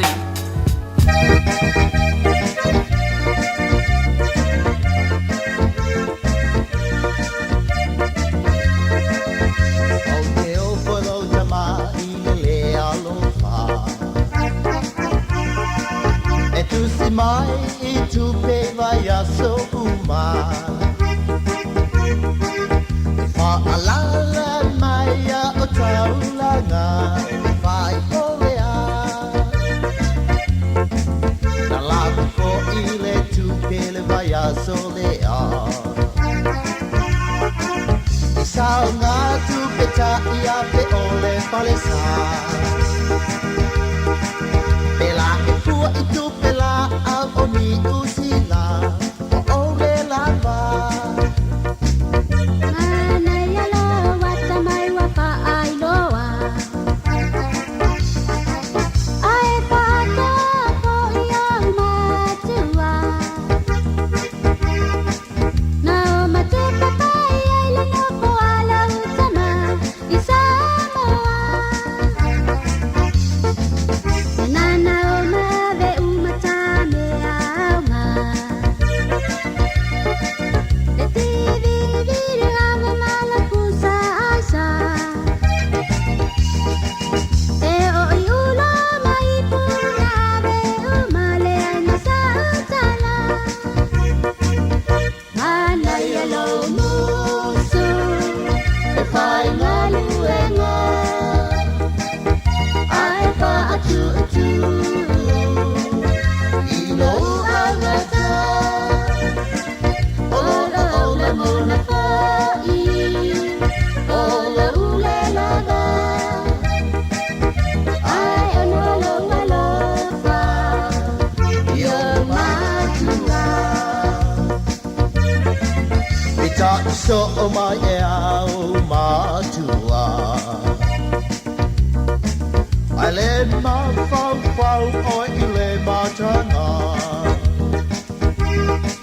Na ta wha ai pui pule ai o se mea Ka I le mama Te le ma fau o I lo walofa Na o au mai ai o I ni usila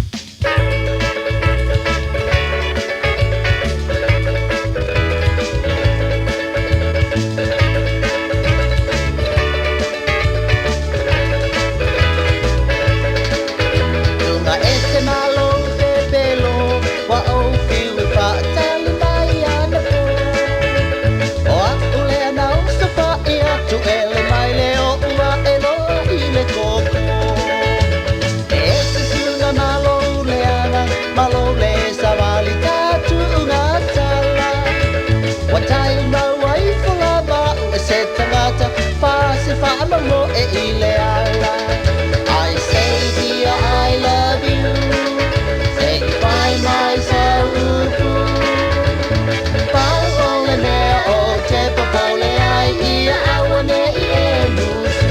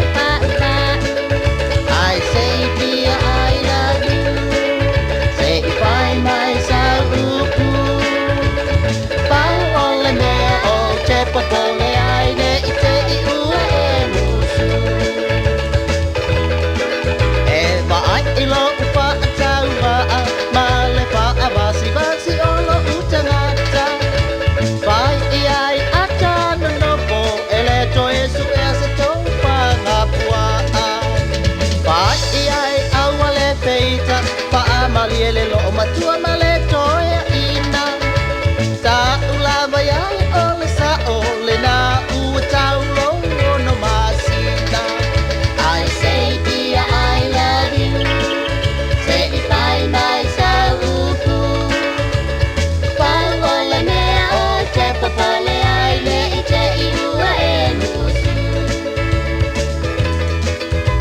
ua pai mai e te auleanga malo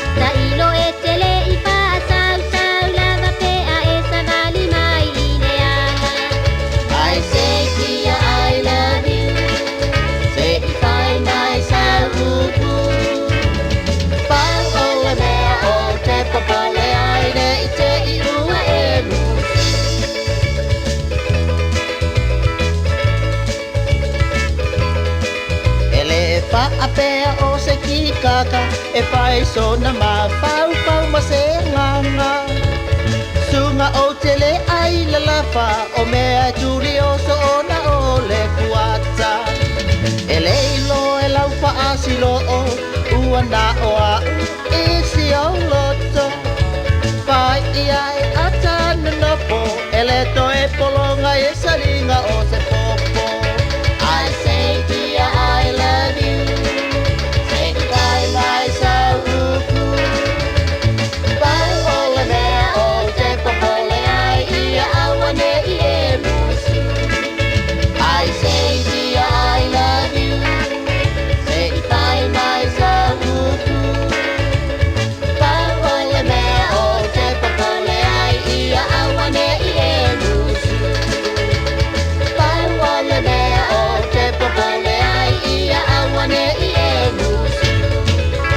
Se pang mani ala tu alova bene nei mai po la uli la stofi la spuro perila lu o lu lima ya pa pi fia pe mo oila tunu o pele le loto ya men so la to tu tolu fe au mga venga fo ya tu ma no le pale nei aso e le pango fie yo e tai me te malai fu mai tai ao fa no fe sasi o ngona ya wa pe no vet ko ai longa ko fa le ngai mo yo e apa pe ko fa ne kai me e mo mo e tama tiang so le ole mo ko ma ngai ya yo a po le va o mo ko ma ia ya ma tu ona la mai ya po po i mai ia professor po i so fu ma no roi ka wanga balu tu lai ma lo lo tanga ta so fu ya me le za to a le do ku na ya ala ma ta ya ya pa le sin ka mai pe lo ma le pe pa o le ai pa le sin ka mai fa ngoi vo le e ma le pe pa po mai ya a pa yo kering ya so mai pe pa yo nga se pa yo apa yo manos anu pe ngaru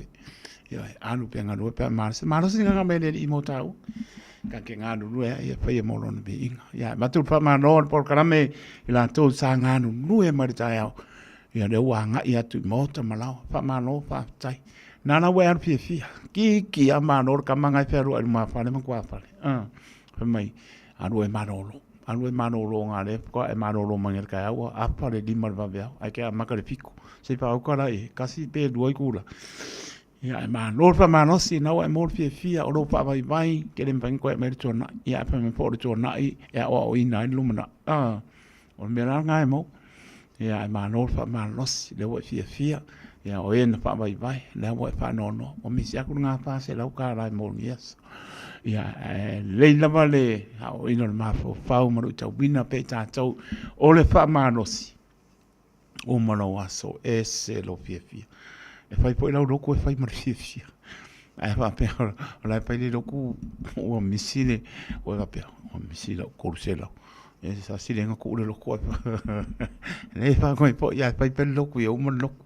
Ka po ai ma avel vi inga ni atua. Ai se i kau ma lulu koko hode e ko pele loko e o pe lau ka sanga ngai be bela no lo toto hode ia wai pai ke o ka o ko mangisi la pa ngat ben ia e le ka o ia fa mangwia ai le anga no ave se ngai ka ngai le ia o le e si pia me o la to wanga pe anga benga mano o fa manos ngat benga o malo waso o malo po fia tanto ya pa mano lava la to sanga no ni si wanga et amanga benga pam ni le o la ta po inga sa mo ta o yo mato loto la ta po inga pero no faiat pai va ta po ia tam fa na wa sa mo e manuia ta no me la finga no pa ia ta no me po da to le no manuia i fai va o tanga ta la to la le manuia yang po yang ai esele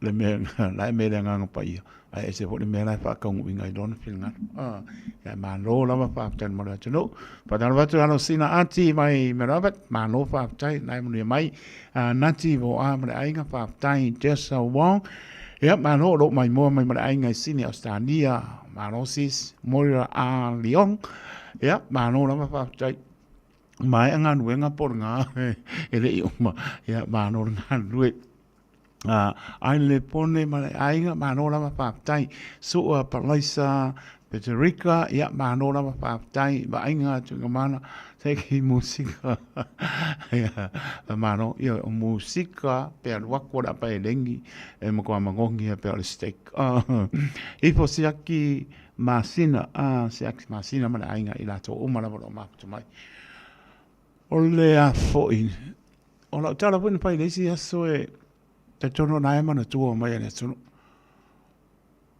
E ma whaiere tupen ta leper tu la fono. E ma whai fo i are tupe on whaato i lalo tu la fono. E ma kau kia. Fo i lele, po le ale longa lue i mera tu lou lava le ngane whao ngai nei taitso. Meo le wha maoni. Meo le wha maoni. E noko le singaka e kong kupe. Kwa i se ako. O e mana o le ia e ma mo le o penga le masa sai talo pai ia wa ko le singa ka sa mo man tua nei tanga to life o mai e su ngi visa vo le o mai ai fio mai ni visa ia na ko le sani ko kupe la penga luenga fa sa we visa la penga ba e o mai ngi penga luenga filio kamore mo nan meru o le mai ke ro kupenga ka ko woile awal e pa pe pa tu si e sa pe auto low o le pautuanga mo tato o mo le pautuanga ma tula ma o fo a une me te lo tu pe e ke so lia tu la fongo o wai po fe la va nga i ai e le kai manguia e mo ia manguia skai mo po ai ta tonu ai ngai le o fa ai awal sao fa mo mo e pautuanga mo tato o ngai fa pe hotele e tu pe e ang ka pai le ko kongi ngisi ia ma se ko la fenga luenga ila to lo tai matali i le o mai a me se le mai ngo visa fo e nei tanga sai e o mai nei o si ka la wa fiu pa lai visa sa mo lai panga tia fiu mai ai dem fenga ve ai ngo ko ko pe release ia visa fia a mai le ngi fe la o fenga no ya na me ocupo ya tuan yo au tafa pe me ana ko mano fo le mai o ka mano sainga E manguia o konfiki ai le uming paonga. E beang o pai ako sili lo woro mativo e lor ka ubalea. Ya o la umauaranga pen mako wai. Au kere o makivo na e mo me o ke ai ai. La upuanga pen mako wai nga sili lo woro mativo e lo le ta ubalea. Bane va ponga na tu. Le va pe se fa pia mi o tonu tesi. Wa tala noa na si sila le li lo roto. Pa ia se yo lunga. Leo te pēr tu au la wakana makawainga sili ke leo company no au ona mai ai ku langa menga o mai kai 4 miliona ku ai se lo ma popo ai nga mo ai o famuanga company o maksa e o ni company Radio Samoa ke ngwe ne va pera pa ko se fiel lei pos ka so se vi ne mai ala nga wenga fo ia bi nga le tu ai la ngona lo to ma lo o wa fo lo manatu mai le tu fa manuia ya tu mai o ta le ni manga mai te nga lue ai fai mar fa maoni fai mar fa ma ai nga no la ku fa ka ma ni mai ni visa se lau ai ave le fia ku pe ave ku ngi na fa nga we ya vai su le i le o mole pe o foi ne sabia ku vai lua ko inga ku ore si vai ku ile si vai ai mo fongo nei pe organga we ku li mango lua ai mo foi le se mango mo il kom foi la ku sa mo ke lo ku pe la ko fai soli tu la po ya mai anga pe nga lu mo wa ya mai mo a ko la tu a fai me fia lo fa ma ya tau sanga ina foi po ai na vai pa ponga mai lo vai ma lo fa tau ma o le fo tuanga na taitu ai ia se panga mo le fa ma ngi ma lo to mau lalo a o kai lo o ka se ka kingo no ka se fa mau lalo alu ese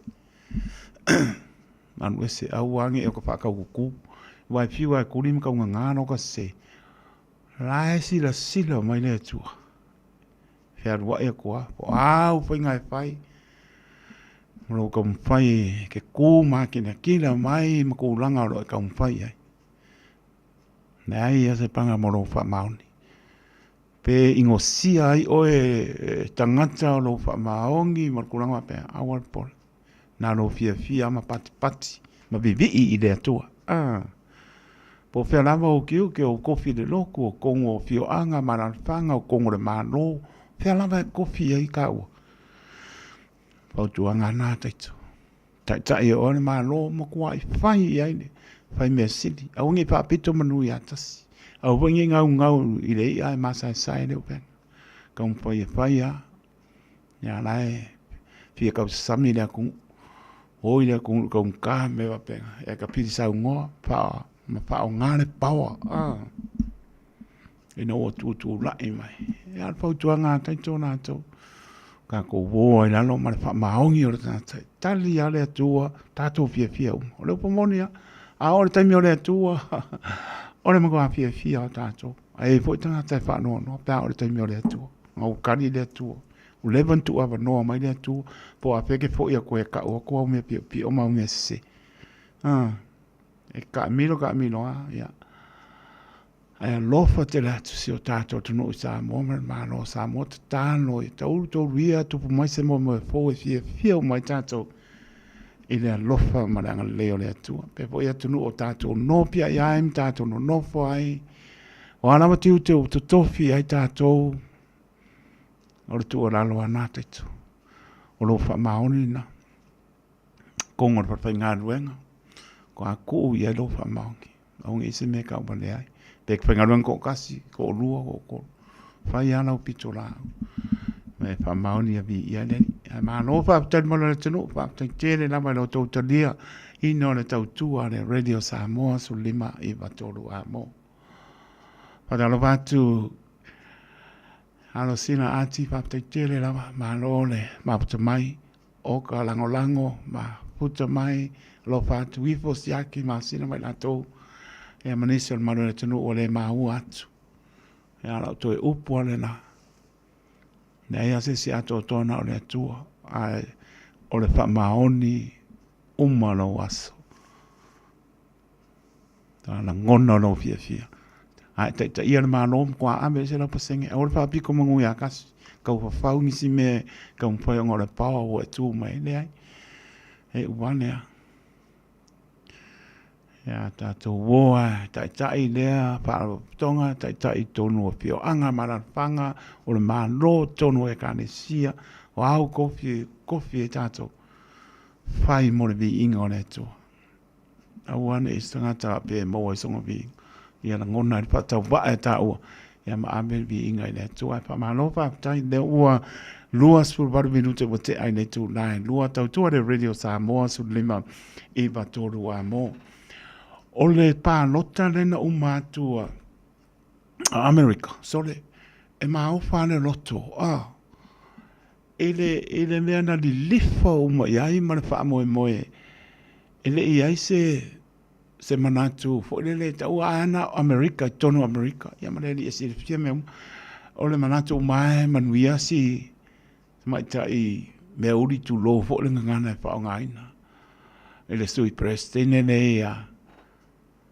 lena tau wama kamo Donald Trump ai ngama kwa ke ilo langi le o presidente Donald Trump mana tunatu iai i molianga po i ole ne po i tamatu lo po i pa ia mamanu fa maulunga na ia i tupe wa o lopo ki dionga me wo ia ni milionga ko ingo Donald Trump umar milionga o ki dionga mea ngā la sa fa maulunga ai sa anu e fa ngā tupe ko kongi ai le lo ia fia nga morianga le nga saua mai torus fulfa ona morianga ai onga ai na mauti noa keuti an mena e ofo ai kwa i ofo ale loto ala o president ai torus fulfa nga morianga nga moriai ai fa o ngane tupe pe no pa koi e ma fa le tupe on ta leper tu la fono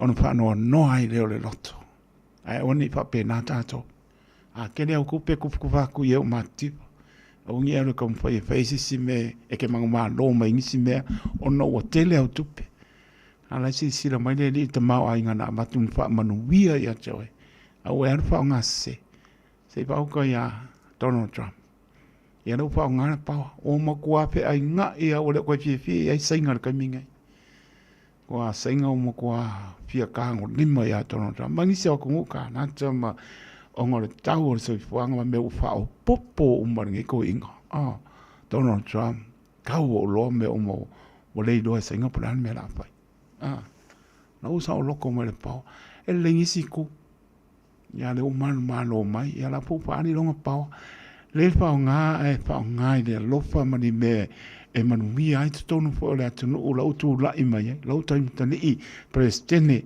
tono America Donald Trump ai one i ni winga le lofa vo ia mana tua tupu anga me ta le Donald Trump ma fa tau e le se kanga kai kongor por kiki kanga ka fa pisingis ya tanga tan soi fo e pisingis ya men sa wo ya sa un master ka ma lol por kiki le la fa ngal por kiki par la fa nga tupi ka le per ku la fo e o fiero ia kwa por pui ai nga wala ko fa nga se me alofa le ringa ma le poto marata mai fa nga se ala si no mai le o le lalo langi nei tu lo le ngana sa mo le tu e pele lo to taitu e ma vai le lalo langi pala o me pala sa ili le maruia o tangata maron ainga turi matai lau ke siano le no o manta pena le tua le ola e fa mau ale pe mai la e le matanga o fio de la lonangi ai ma o mau o so ifo la si meu fo ele li tali fia o la to fi wa bato le tua nga lue ai ma kwa fa maongi ai ongi fa maongi o ku mai nga o ya le maro ai nga maro fa nga milionge ai ma causa sami fia ma ngo fo ala fia ai mai si fia ka mo mapa isi wo isi le konga kar se fo ya le fa ka ngoma dia oe le bal lo fo malu o la me u ele i o se mele pe ona tani le tu tani le tu Tani le atua I lo wha maoni, ma lo le wha maoni. Tani po I le atua I le wha maoni o taito ma lo wha maoni. So I fuanga nā le tatu so I fua mōna. Lei ase se ola vi sona vi inga ne. Ngona al wha maulano tātou ma vi I le atua. O le wha asoa mai. Le nganga lava ia. So soani mo tātou. Ya, sa lei akale. Ona mkua ki a polo kakale a Donald Trump. Ya, so ia. E mangkua fu lau kakano. A kakano I pui. Wapta ia. Ngā tivoa. Sa lei evil. Me a kako. Tāno fu I mo Donald Trump. Ia wala fu e tele o tātou. A inga o tātou. Tangata I tono Amerika. Tāno fu I mo lātou. Mau pelo lātou fia ma wha maoni le li. Tātou te pesili ai le li. Manuia I mea uma. Whamlia le li tātou fō launga sa mōre atunu pele luosu fitu minutu e ona tāre o le tūnai tolu tātou tala I vai whanua e ia o le ngana Peritania. E on tātou watu a le mpanga solo se I pā ia le tūlai pā.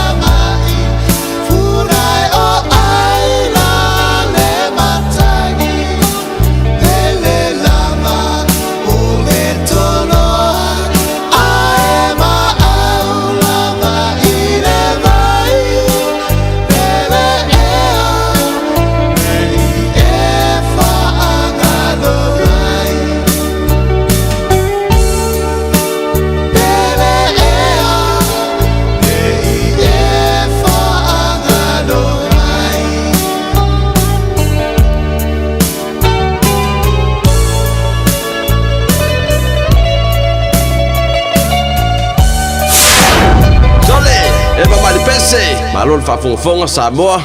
Malo fo ile vai le musika. Radio Samoa #1 New Zealand akoa. Simpson.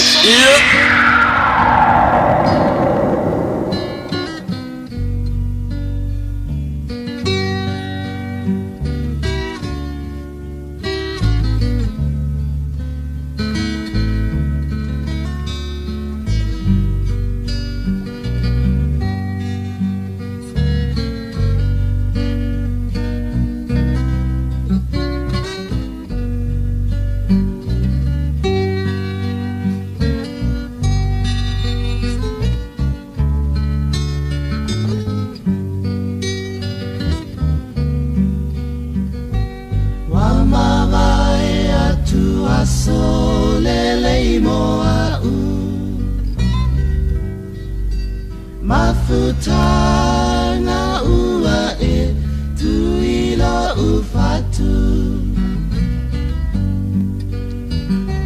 Masani ngape ana o wilo aina Swastili ona o uweva ile masina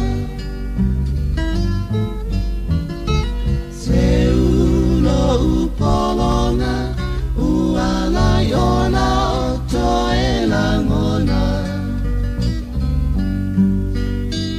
Ilo una uatu ile la lele yo fofona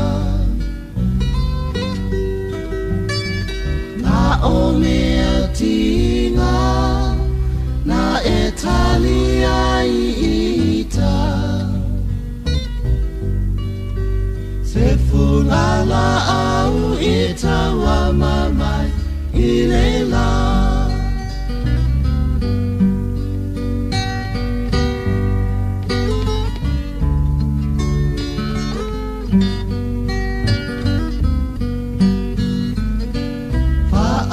Faapea ita oninea moi Watamao ilotafa amaoni Waave alemana o mameleanga Watamao lumailota lima lama lama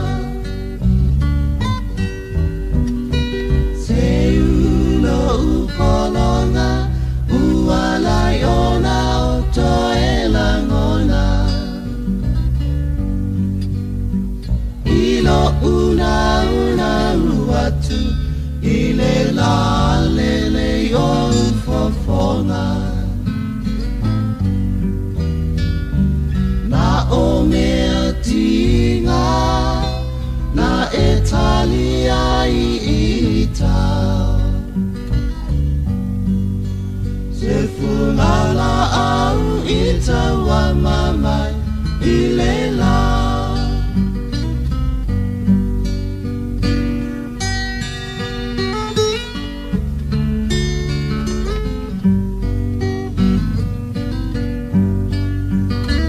Oe ole rosa pua inale manoni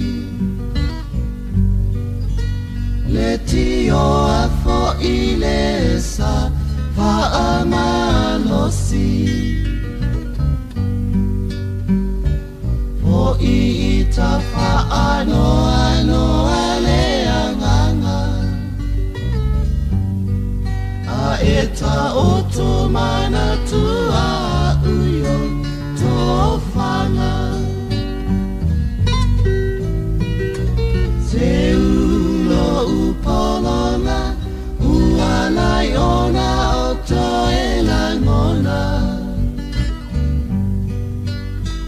Ilo una uatu ile la lele yo fofona Na omea tinga na Italia ita Sefungala au ita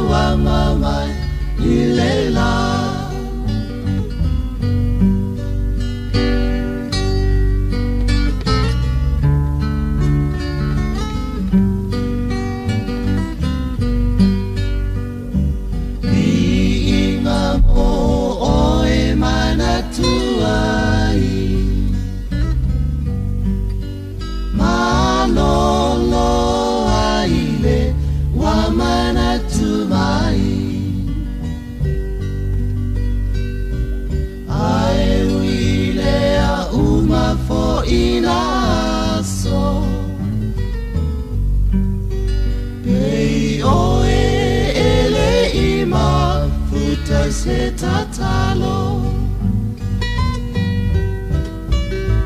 se ulo upolonga ualai ona o toela ngona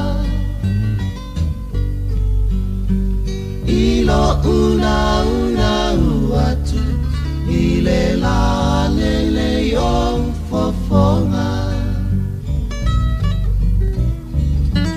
na o mea tinga na Italia ita se fungala au ita wa mama ile la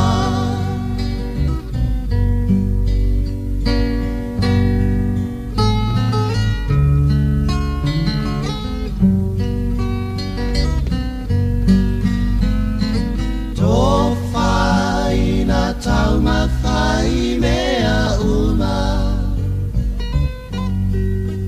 ai fa asilia ia umasia uluma moli mawina lata mafutana le ngalo e pe a owa lumalanga se ulo upolonga ualai ona o toela ngona ilo una uatu ile la lele o fofonga na o mea tinga na Italia ita se fulala au ita wa mama ilela se fulala au ita wa mama ilela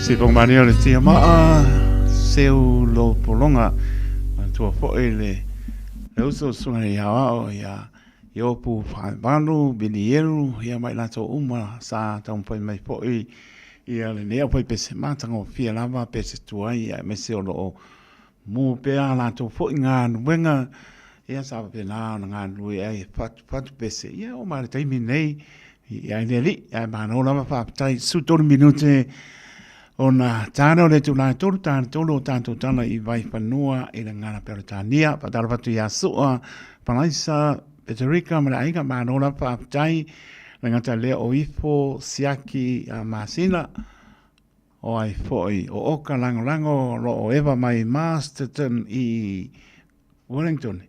Ia mānora whaapatai, i ano sina ati, mara ainga mai Meropet, pe fo i a masi, ya mala inga mano lava whaatai pelenato tau pa'u ya mano lava whaatai uso leva mai nati boa ya mano a whaatai no o salaro panti ya le wa stofi mato ya na o ngā tonu vai aso i Amerika so lulu o tonu o sala ropati whaatai mapta mai le ngata lea talopa tu leuso au whionga tiumalu Francis Breeze, ia, mas yo tō ainga no pātu mo, na yo tātou ainga, yo malu i Australia, ma lo mnuia si o tātou no o sātu i morflofi, alo patere atu, ia, le ngata leo o ai foi.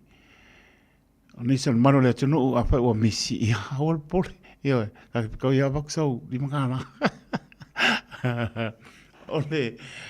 Ole a foi ole parota le na pe o tala no ai foi is going on Donald Trump ia on sio ngā ruenga le lei o lo fai foi ia o lo tom fai foi o ia tu sare tu la i mai tono o Amerika ia ma ia manui ai foi ia Amerika rato o nisi o tu langa lo ia ia e mana tua manu ma lo ai le fai mai lo le mori ma waisi e le tai ma lo se tina ia ka ilo ia o lato wa talana e mai tono Amerika e tātou lewa ka ka māku kuo ka i fitu se fulu walu ta I walu su tau sanga tana no mai e o ma no fo inga e le tai ma lo se tina to no America na America e le sta ma ia to no e mana o se na kai to pe o Donald Trump ka ba penga o o sa Obama ve mai ia la wa kau para ai Obama ia ai William ia la to mo mauna pe mai na mato lo ai to e manu loa ia Donald Trump e le malo sui presidente le stinane le na tau pa mai le parota le tene pe mai e o male no fo inga e le manu loa se tina se presidente o America ia esa o pa pena fo italuai e no fo inga o mai atu la to watana le pe mai e mana mia se tama to tonu tu mai le foi o America. Ai le skama ia kong ora kong o pa mo lunga po ana ko I me uma ro pe ngai la langi ala ku I me kau o lo le va ma tunu ia pa mai a America. Ia ai ia lo fangi fo ia mo pe fo ia Donald Trump le pa o tanga le mo ai fo le pia ia ai mas fo e si tu le leila wa ai fo ia e tala no fo ia Donald Trump e tala noa le maliu o Keriso. O le mena anong koe o pikia mai a ula tau ia Donald Trump. Moe au istu langa e tala noa i tanga. Ai tala noa e le lotu o le toina. Ne makau ki. Oe vai le melenga whaalua, tu loa le ngana. Lei whaia pa loko ai whaalua nta whana e tangata. Ia e misi umanga puru. Roinga ka umau Donald Trump kai ka ia president. Ngā naisi le fia le li i tangata marona soifua. Nā o ngā Donald Trump kongo Amerika. Ma usta ngā po I loto lopa tele po I o ni po I lele on company ia manisi o whaapotonga e o po I le lopa Donald Trump. Ai e mele po I ngā Amerika tele o nei o tātou tangata o lo o maputa mai I te tonu o Amerika le maputa mai a sauma ia. Tātano patu ia Amerika Donald Trump mala ko po I pito la au ia mesfo la to tono le state o America nisi state o America ia lo au mau ina yo tato tangata ia alo fatu moto umalava lo manuia foi ia le mato no pi ai foi tono o tornei pai lo tu sa le liso tato manuia lo fatu foi ia PK pa tu punu ia malo lava maputo mai alo sina anti nati o ia pa tai pe foi ia enosia fatumiti ti soli ia manola pa tai ele maputa mai le ua toi varu minuto o na vinatu le o tato tala I vai panua toi fata no fatu tai tole pa mo lungo o tato no mai se ona I tu asina sina talo fai lo fatu moto o lata mai po le tau manu lue le fia ai o to ia ta tano I le li fa ma fana pe o to yona a ao la ai mona a ao fa manu lo pe ngai tato mo le tau manu lu le wanga mai a lo fa te le atu mo to tu asinsina mai se la to le no le open out with tofi ale to lo fa no manu a wasa mo ta a lo fa te le pe po ina ya lo fa nau le ua tu lata fo le taime mano loa ia pa ua anga e tu e piki te mai tu le manka unga e kukuyo e anga ke ka ngulua e la ku le lon me waru e loa fin le lon me waru e loa tali ia awa maka moe anga ku ale foi nga ku e suru ngau so awangi mo moe ai po ia ku e po ku le li la ka ngulu mai longa so e maka o kia le anga le fi Yesu pa kungo o alu ako ko ke makala o alu ko le makala e o mai ai fa so songa ya auto me ranga mo pa maka mo o mai fa so e ai ma lo la pa tai mi na za to pesele o le tolo fa angal maro le sino ya na mina to le o tato tana I vai padua I le ngana peretania ai tau no tu si mai fa mo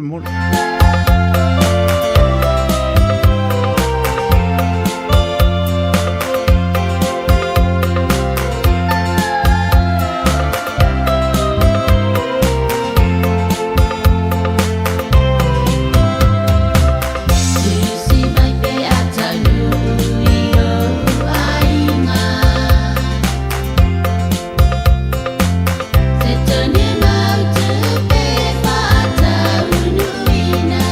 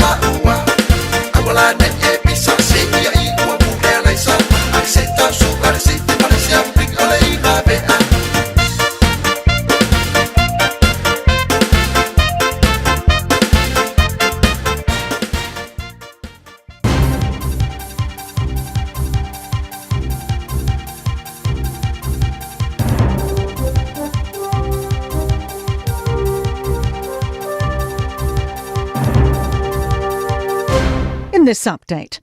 Winston Peters is speaking out against the Prime Minister's plans to combat Donald Trump's tariffs.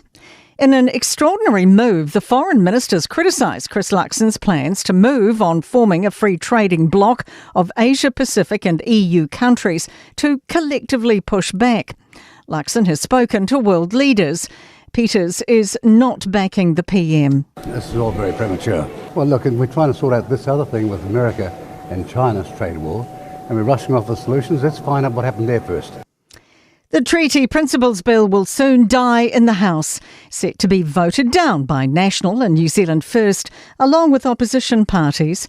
The bill's architect, David Seymour, says he doesn't see it as defeat. We've put a difficult issue on the table. It remains true that all New Zealanders are equal. Just because not everyone agrees at this point doesn't make it any less true. Māori Development Minister Tama Potaka says National's been clear on its stance. This bill does not reflect that Te Tiriti o Waitangi, the Treaty of Waitangi, is a foundation of our country, important for its past, present and future.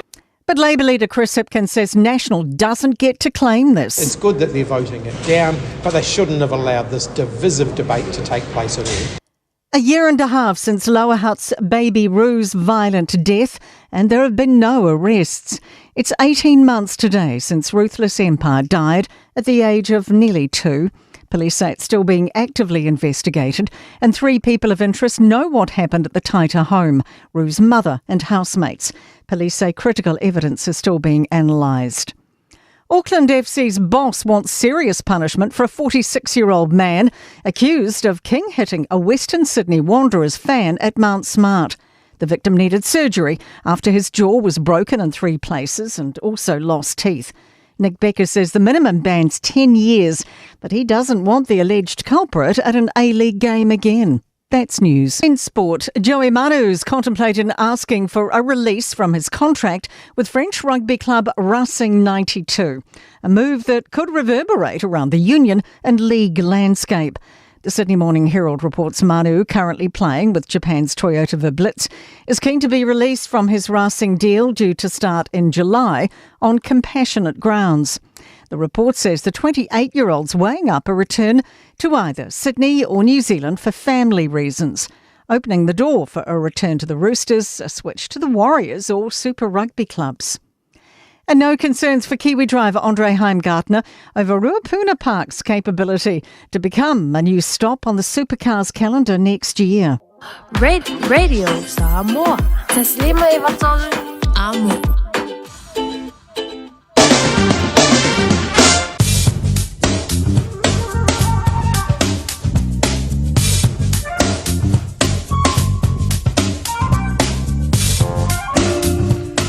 Paponga maro tātou tunu, au nā tātou tala I vai panua. I la ngana pera tānia, tālai tālonga me sfo I mea tūpu I vai panua. Sa venga tāla tau, ia wālava, whāsalonga o Porkalame, o lo tu maulu vera pamawina au kilani, loa spultasi o lo iai na maulunga, o le vela o lo iai, o lo na mānu le piapi e spulmane lua. O lo tu maulu sapadiangi mai sau te sipo, o lo awao po insimainga o kilani, Vainga mo tai ola sparaile pa uti munga au awa poi. Lua su tasi vela pa mawina po imo atai au su whāno na mānu le po. Winga po nāra tau elin mai lea sto nai. Pa uti munga au awa poi. Lua su loa le vela pa mawina ia marona mānu le piapi e spuma whā. Wawe ate suru lai lea so saat me au awa poi. Nisi vaenga o au kilani I lea sa lusu loa le vela pa mawina marona mānu le piapi e spuma le whā. Whatalofa si o tātou tunu I Samoa, o lo tu marvela pa mawina lusu luiva na maurunga lo iai, si o tātou tunu o lo pa uti munga lo awawa whaasalo a toa Samoa manatua lau talo, lusu lima na vānu le fiafi. Ia, pe ina po inisi vaenga o nu tūtua oi pe up north, ia, o lo mānei ar pa manu o manu, ia o mai Sivadell, Albany, ia o mai le Harbour Bridge, ia le lua suru mahata ngō whiere nā. Sa venga po inai nisi o nu tūtua oi se pa ia lava, South Island, no tūtua oi, Clay City, ia, o lo mānei a lava le mānu o le tau iai, ia leo pa unti munga le taim nei, ia wā lava upo kalame pa ngā solo, sa venga nā tala le tau, me spui nisi vaenga o no tūtua oi, papia po isi o tātua tu no I Samoa. Ina o tūlai ma le tātua taimi lima me lutu wa te ai le tūlai toru, tautua le Radio Samoa so lima iwa tolu a mo manato lo manuia manu tato tunu nei mai ngale fiafi la stofi la spuru a perila lua o lo lima to pata lofa to ai pe ma ho mai lo pata va au ke lani manu tu tu o tunu e mau sa mo no la Pasifika ma tunu e mau to pata lofa tu tautua le Radio Samoa so lima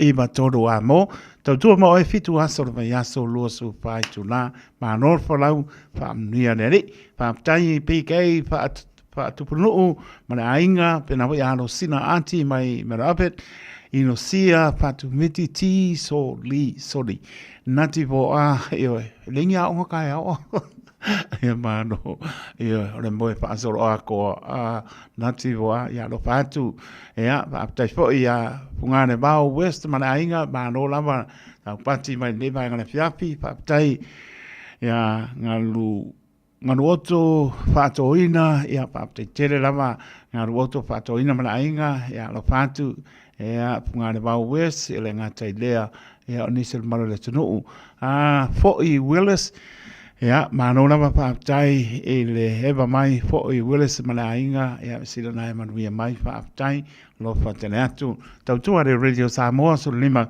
iwa tolu a mo nai minute ia ansai le pole le city cars Fiona ia rungia pira per nato I West Auckland ia pe atu sai marfa moe a moa le lei ia pa pena lava so wala au I se uso ia semo ia fiu semo le tu funga po pese ma pese ia wana tunu nefia fio ai pe mai ngange we fai vai tapo ia e marmuia ole na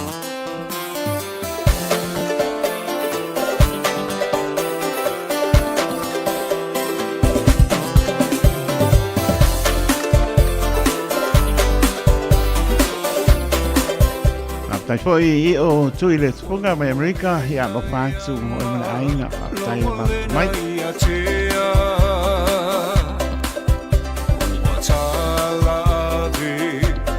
Tangi le ya o ina le manongi o funga la au e o le fa ai Samoa tama fana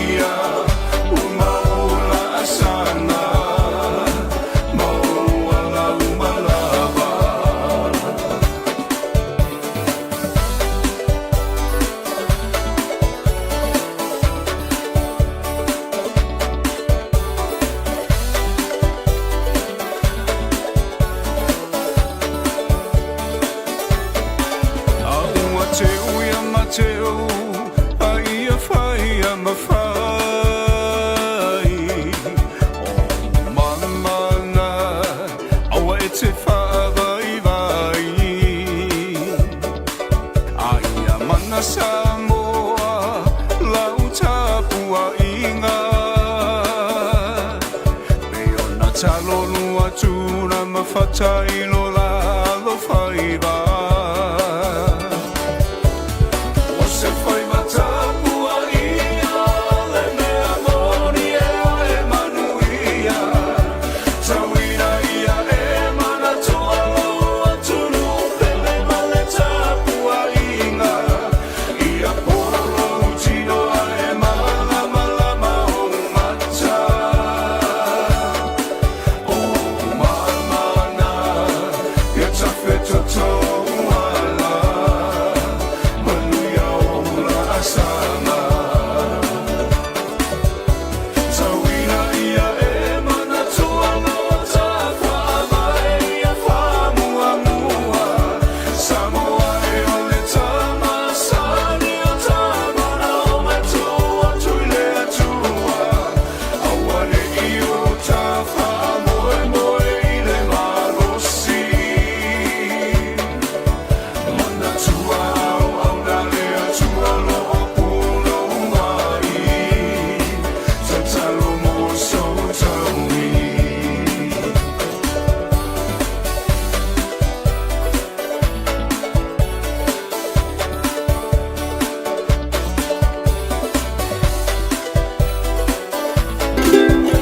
Alo fa Samoa wa ule ne yo kas tialo a wor sui ya ngila wa le kio a eva mai ina se fulu lima iva kolu amo Radio Samoa bevela a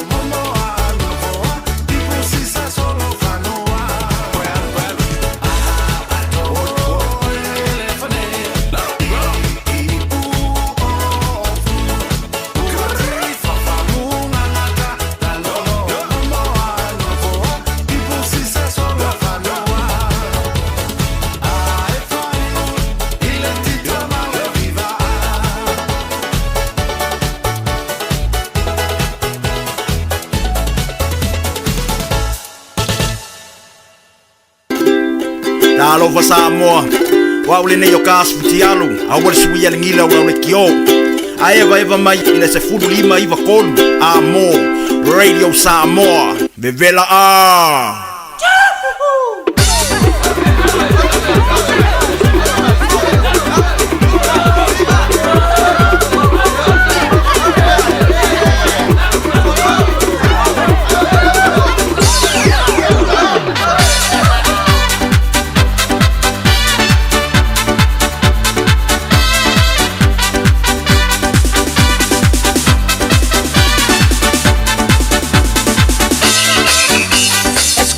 Mi amor, tú sabes lo que quiero. Me dices que no entiendo, sé que estás mintiendo. Te pido por favor, me tratas como un tonto. Decir de una vez me estás volviendo loco. Que sí, que no, que nunca te decides. Yo sé que tú me quieres y no me lo dices. Que sí, que no, que nunca te decides. Tú sabes lo que quiero, ya no me lo dices. Que sí, que no, que nunca te decides. Tú sabes que lo quieres y no se lo dices. Que sí, que no, que nunca te decides. Tú sabes lo que quieres, ya no se lo dices.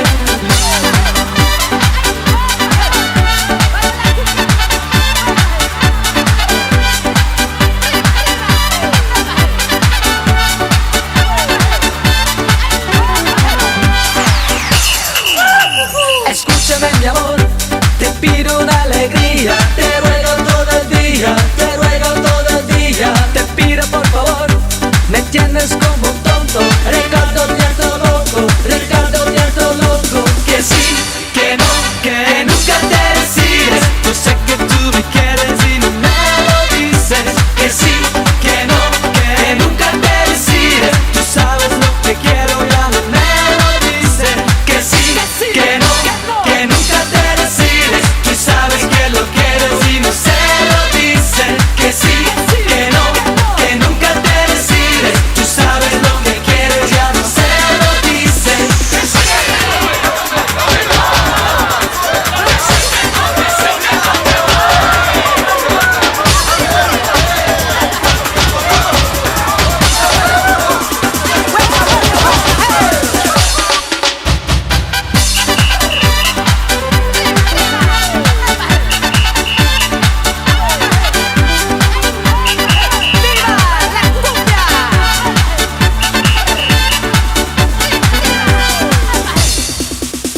Que sí, que no, que nunca te decides. Yo sé que tú me quieres y no me lo dices. Que sí, que no, que nunca te decides. Tú sabes lo que quiero, ya no me lo dices. Que sí, que no, que nunca te decides. Tú sabes que lo quieres y no se lo dices. Que sí, que no, que nunca te decides.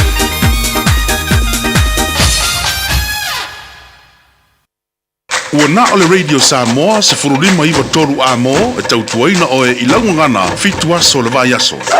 O le temere tole mai leo ua spuro iwa marape rute ua te ai le tu lai tolu e le tautua de Radio Samoa su lima iwa toru a mo pe ana paponga mai le pawhiwhianga le sunga ia tunai matia tuna mai lua ia pe po le coconut band ia musika su i filoi seki arka maranga pe au pe aku e au ngā po i lea mō nei o tātou tangata o lo whia ngai mga se ngase o tino apa o ti langa la au pa ponga fonga ia mamaua mai e pa ponga ngalo na tinga o lo pomonia ia lo fa tele mo to so se mo tanga se ngase mo to malawa ia pa mano longa le li o tataro le na to ia so uma a le li e si le fia me uma e lava mapti ai o le pa mano longa le li e pa iatu pa iane pa ifo ia mo le manosi tato tia ngā mo ia malone filingalo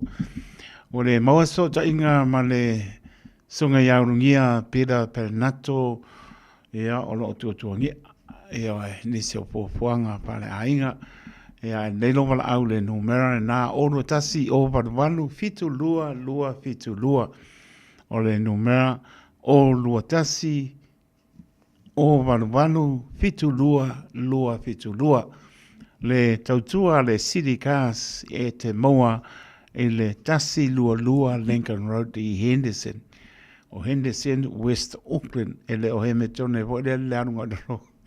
Le ai, o le tasi lua Lincoln Road i Henderson. Te moa le tautua a le City Cars ea e tala noa lau lava ngana sunga ya ulungia pira penato e se aso i luma ea ma fai ai fia mosa uta abane a mai fua oi le ai he karangoi se meo e fia karangoi le va pe ufa ngai le fai o lau pasa lau e tai toto uta abane a me fua le ai le fa koe karangoi se meo e fia ngano i ai ma ua ngā tia e fatua la vai se isi o na ngona o le fa maoni i luma e fai ngō fia po ia i lātou o na suere a wala e so ni ai o le moni ia o le wa sa pa kau ka ma le po ai sa ula mai ko mau mai pe po le a ma le ko lu mai ko le luoi ko ya rongo binga e ngo omi aku ko ma le luanga e a fa ya tu lo i lātou ia e tai matali i fo i falta ma le minisi o company ya ko ki mai lo la nga ka sa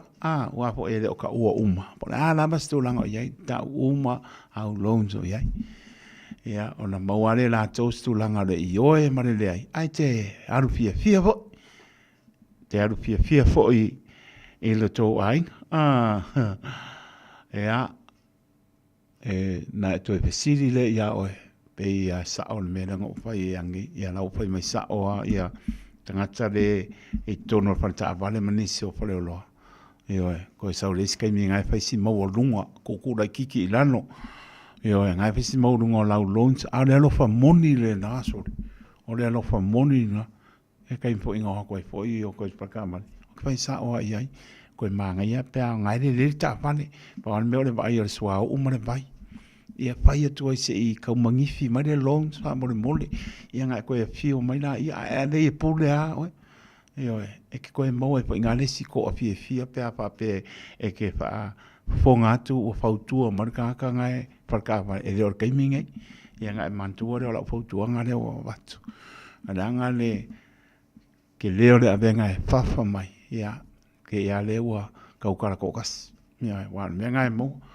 wa wa kele kaukara kokas lo ia ana me ngai kaukara kokas o ia la ko le fo pe on va ora mani tau sili manu lo ta le va po longa ai ma fo fa la la masi me manu wo yo au vi le li pa tai na vo se me o le to le li ya ngata yo to mana o lo la ko kele me mai ala ki sanga o le ko ya le lo vala o le oro tasi o barbaro fitu lua le tautua le City Cars i le tasi lua Lincoln Road i Henderson ma o le ala to o le mo se noa to fa lo fa to la to umala ma puta mai lunga le apio polinga ya fa o misi atu so fa lo fa to mo to lunga le apio polinga ma lunga le YouTube channel ya lo fa tu a pe fo ia au ke lani ma tu no tu ai ya lo fa te le atu pe fo ia tu no e ma ia fa mia le li ia musika se su e musika ia pata no fa tu nai tomati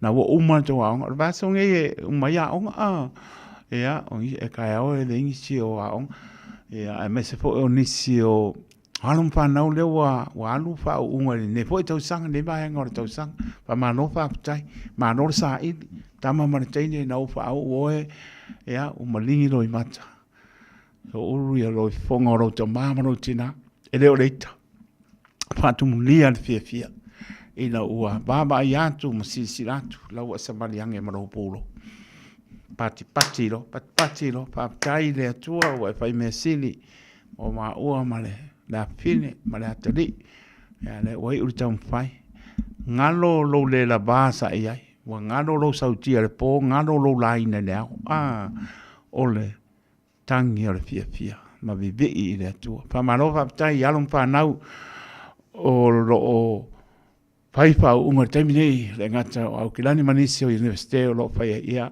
ma no fa tai ma no le toa ma no sa ili ma no le stai ia na o mo senior pa mo ai le ngata i na pa mo to tanga in to pa ai po la si me e tauna to sa ili ai ia pa nu ngai mo le ma no ia tu atu le tu ia mai tani mo to ia lo fa te atu Mo tō tawa mteine maria tō nai ai a one ngaro ngana no maratasi le nā tātou maua leo tō.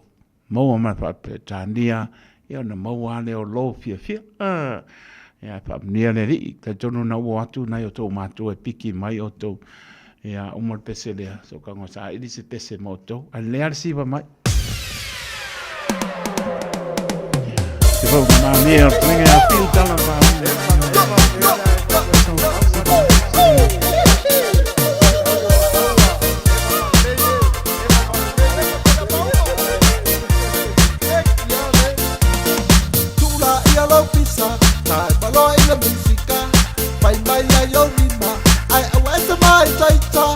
Wale ba una epa, le ai la mama swinga. Pana ya epa, te ole epa la toina. Pana ya epa, te ole epa toina. Vai sau duwe si vai le pese, vai sau duwe le pese, vai sau duwe si vai le pese, vai sau duwe le pese, vai sau duwe si vai le pese, vai sau duwe le pese. Vai mai ai la duwe mai, vai la musica. Bye bye, I love you and my head to see for my love musica.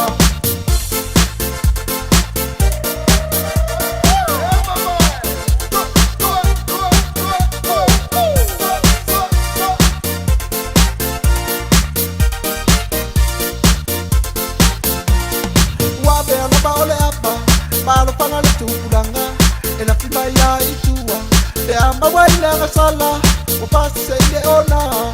Sabi o te nei doina, papela bataita le o te pai no wainga. Papela bataita le o te pai no wainga. Vai sau duwe si vai le pese, vai sau duwe le pese, vai sau duwe si vai le pese, vai sau duwe le pese, vai sau duwe si vai le pese, vai sau duwe le pese. Vai mai ai lau duwe mai lau musica. Vai mai ai lau duwe mai si mai lau musica.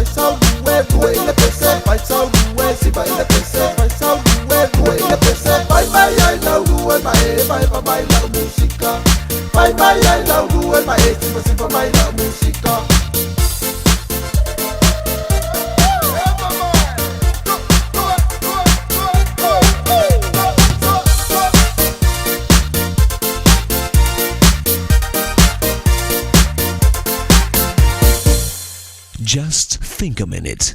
It could change everything.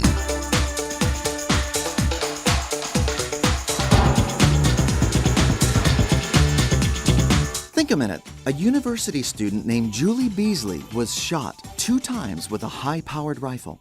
The doctors gave her only a 5% chance of surviving.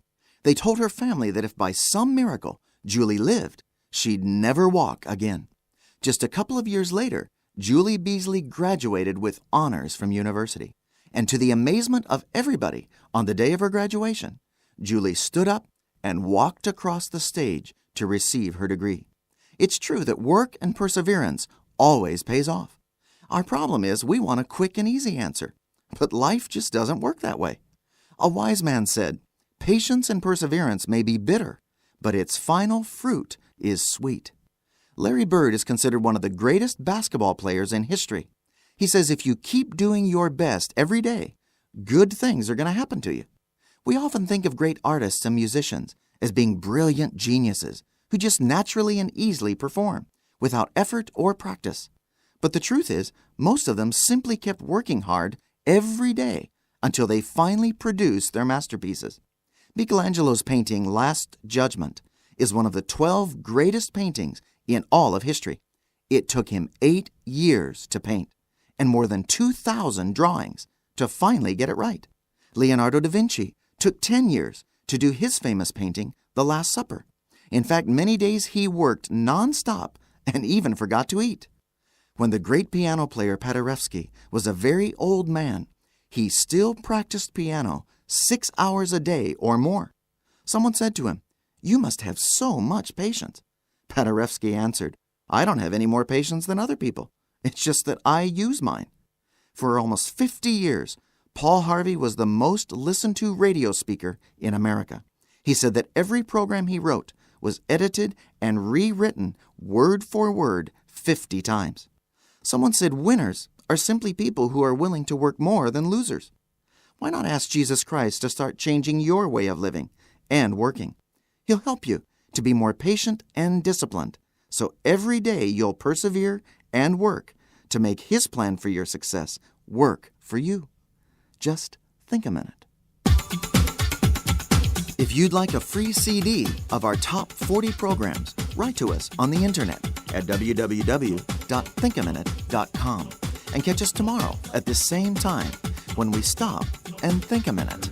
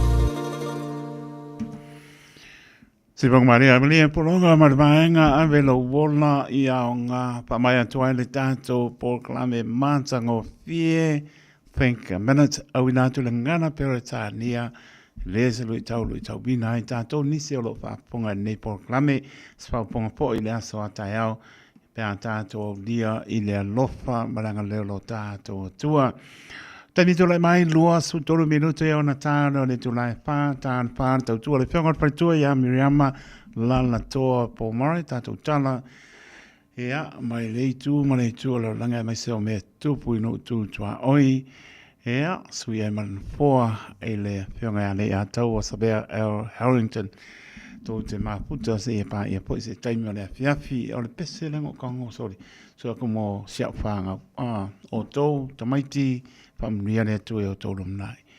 Ia le ava I mātua, mea tā ore nau sta I mātua, a mata mai lo manu I te tonu o lo whane. Tama martene sili o nai matau I le atua, a matanga nau mea uma o lo wola manolum nai. Pamria le atua I ate o tau, ia tautua nare ngana tā tau nu matasi a maua o tau, ngoto I o tau loto, le mpainko e vese. Po le alfa peru tā nia le koe malole ai, Pea mausali le ngana no mana tasi le nan so I fua e ai tō mātua maola e teito. Ea, pia fia ai o tō yaso uma. Ea, le pese le alofa tō I teito mo tō manu I o tō rumra.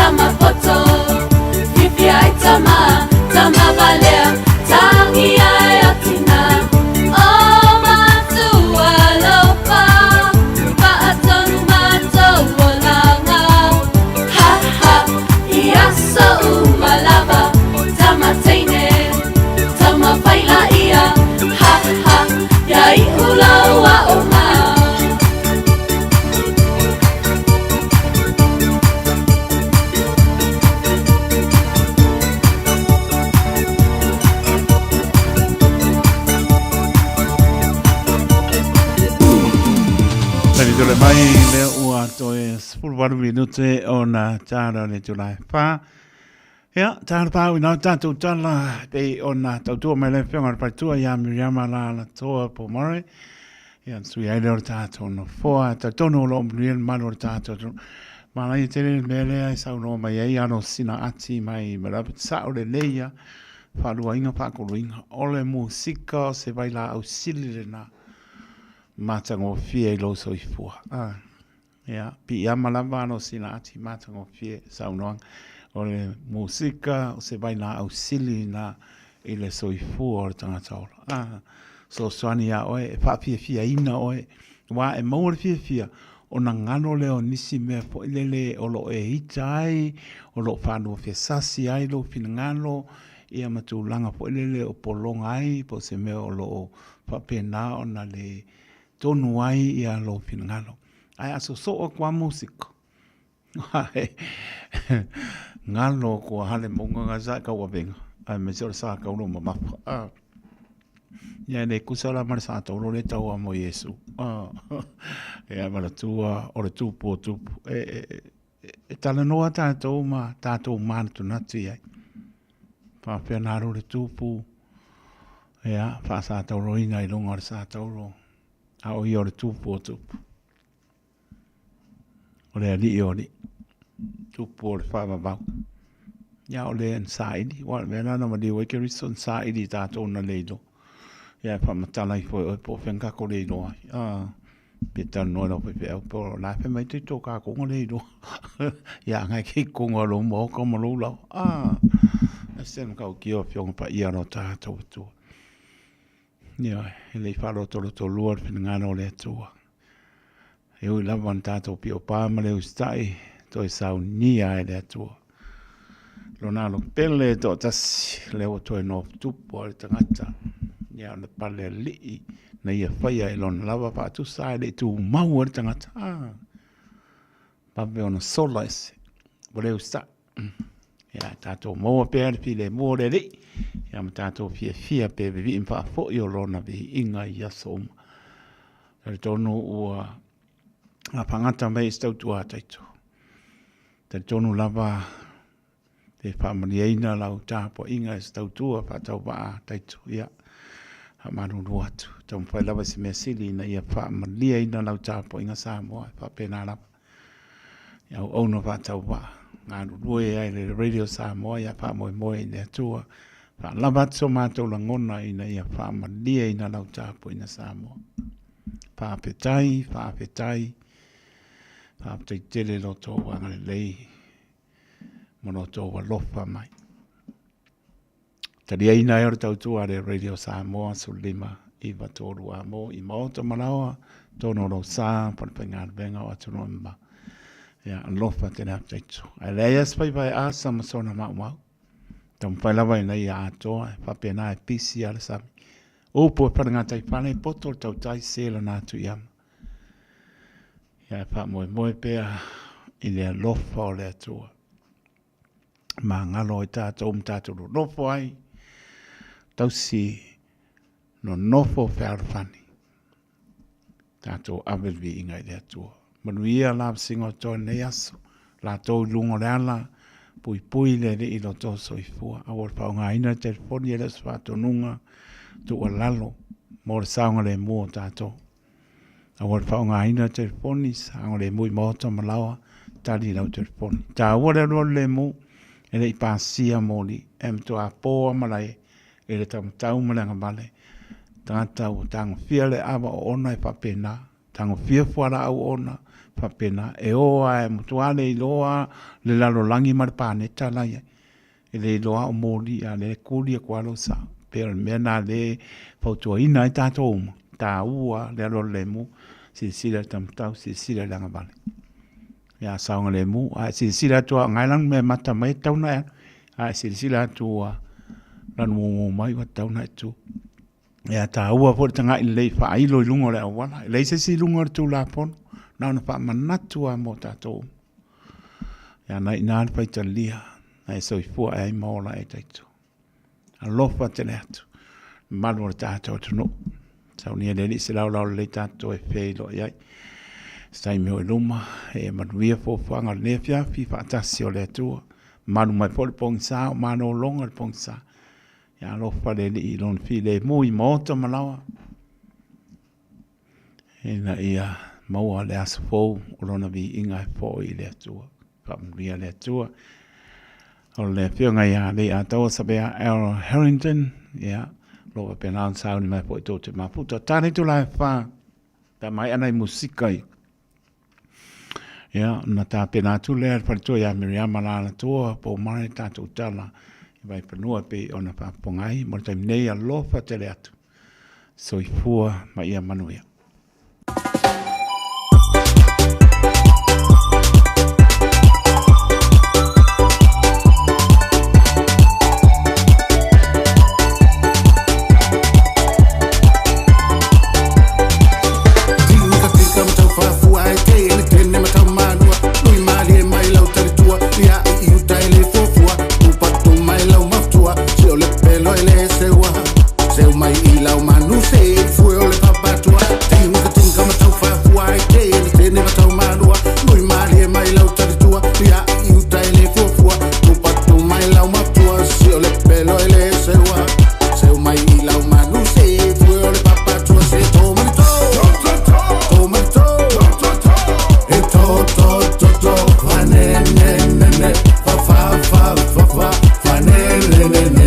Toto